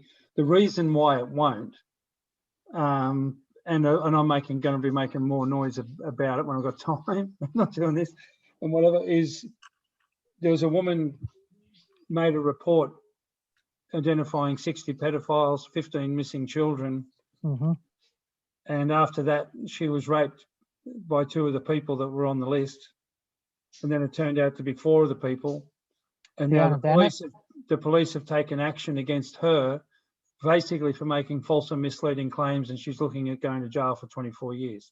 Now, the false and misleading claims are in identifying who it was who raped her. The report that she made doesn't exist. Yep. And also the doctor that did the forensics on her, because she was only aware of being raped by 2 men, but when the doctor examined her and did the forensics, they had the evidence of 4 men. Is this Fiona Bennett? No. No. Okay. Yep. No. So fair enough. We Mate. That's were in some court because heavy shit. So because yeah. if we weren't in there, they were coming after us, because when I said to the Crown prosecutor they didn't have any jurisdiction and they had no right because we hadn't given up the person as such, right? And he said, well, you're here, aren't you? And I said, the reason why we're here, mate, is because you send your thugs out armed to the teeth with guns and tasers and whatever, and you kidnap people with or in front of their children. So we're here to preserve the family unit and so no one gets shot. Yep. So they're low lives. Yeah, oh, they are. Yeah, but when it comes to going to court, I could think of heaps and heaps of people who are able to conduct themselves with much more finesse in court than I can. They've got a lot more experience. Yeah. But I went to help somebody who didn't have anyone else to help them. Yep. So anyway. No, good on you, bloke. I mean, that's what I did for my mate. You know, he's a single father, struggling with life. He got caught in a he had an accident vehicle-wise and had an $80,000 debt placed over his head and everything like that. So he was desperate. So he turned to what he knew that he might be able to get money to get out of the debt. And I sort of schooled him a little bit on how to respond to debt collectors, and a lot of them have backed off and left him alone.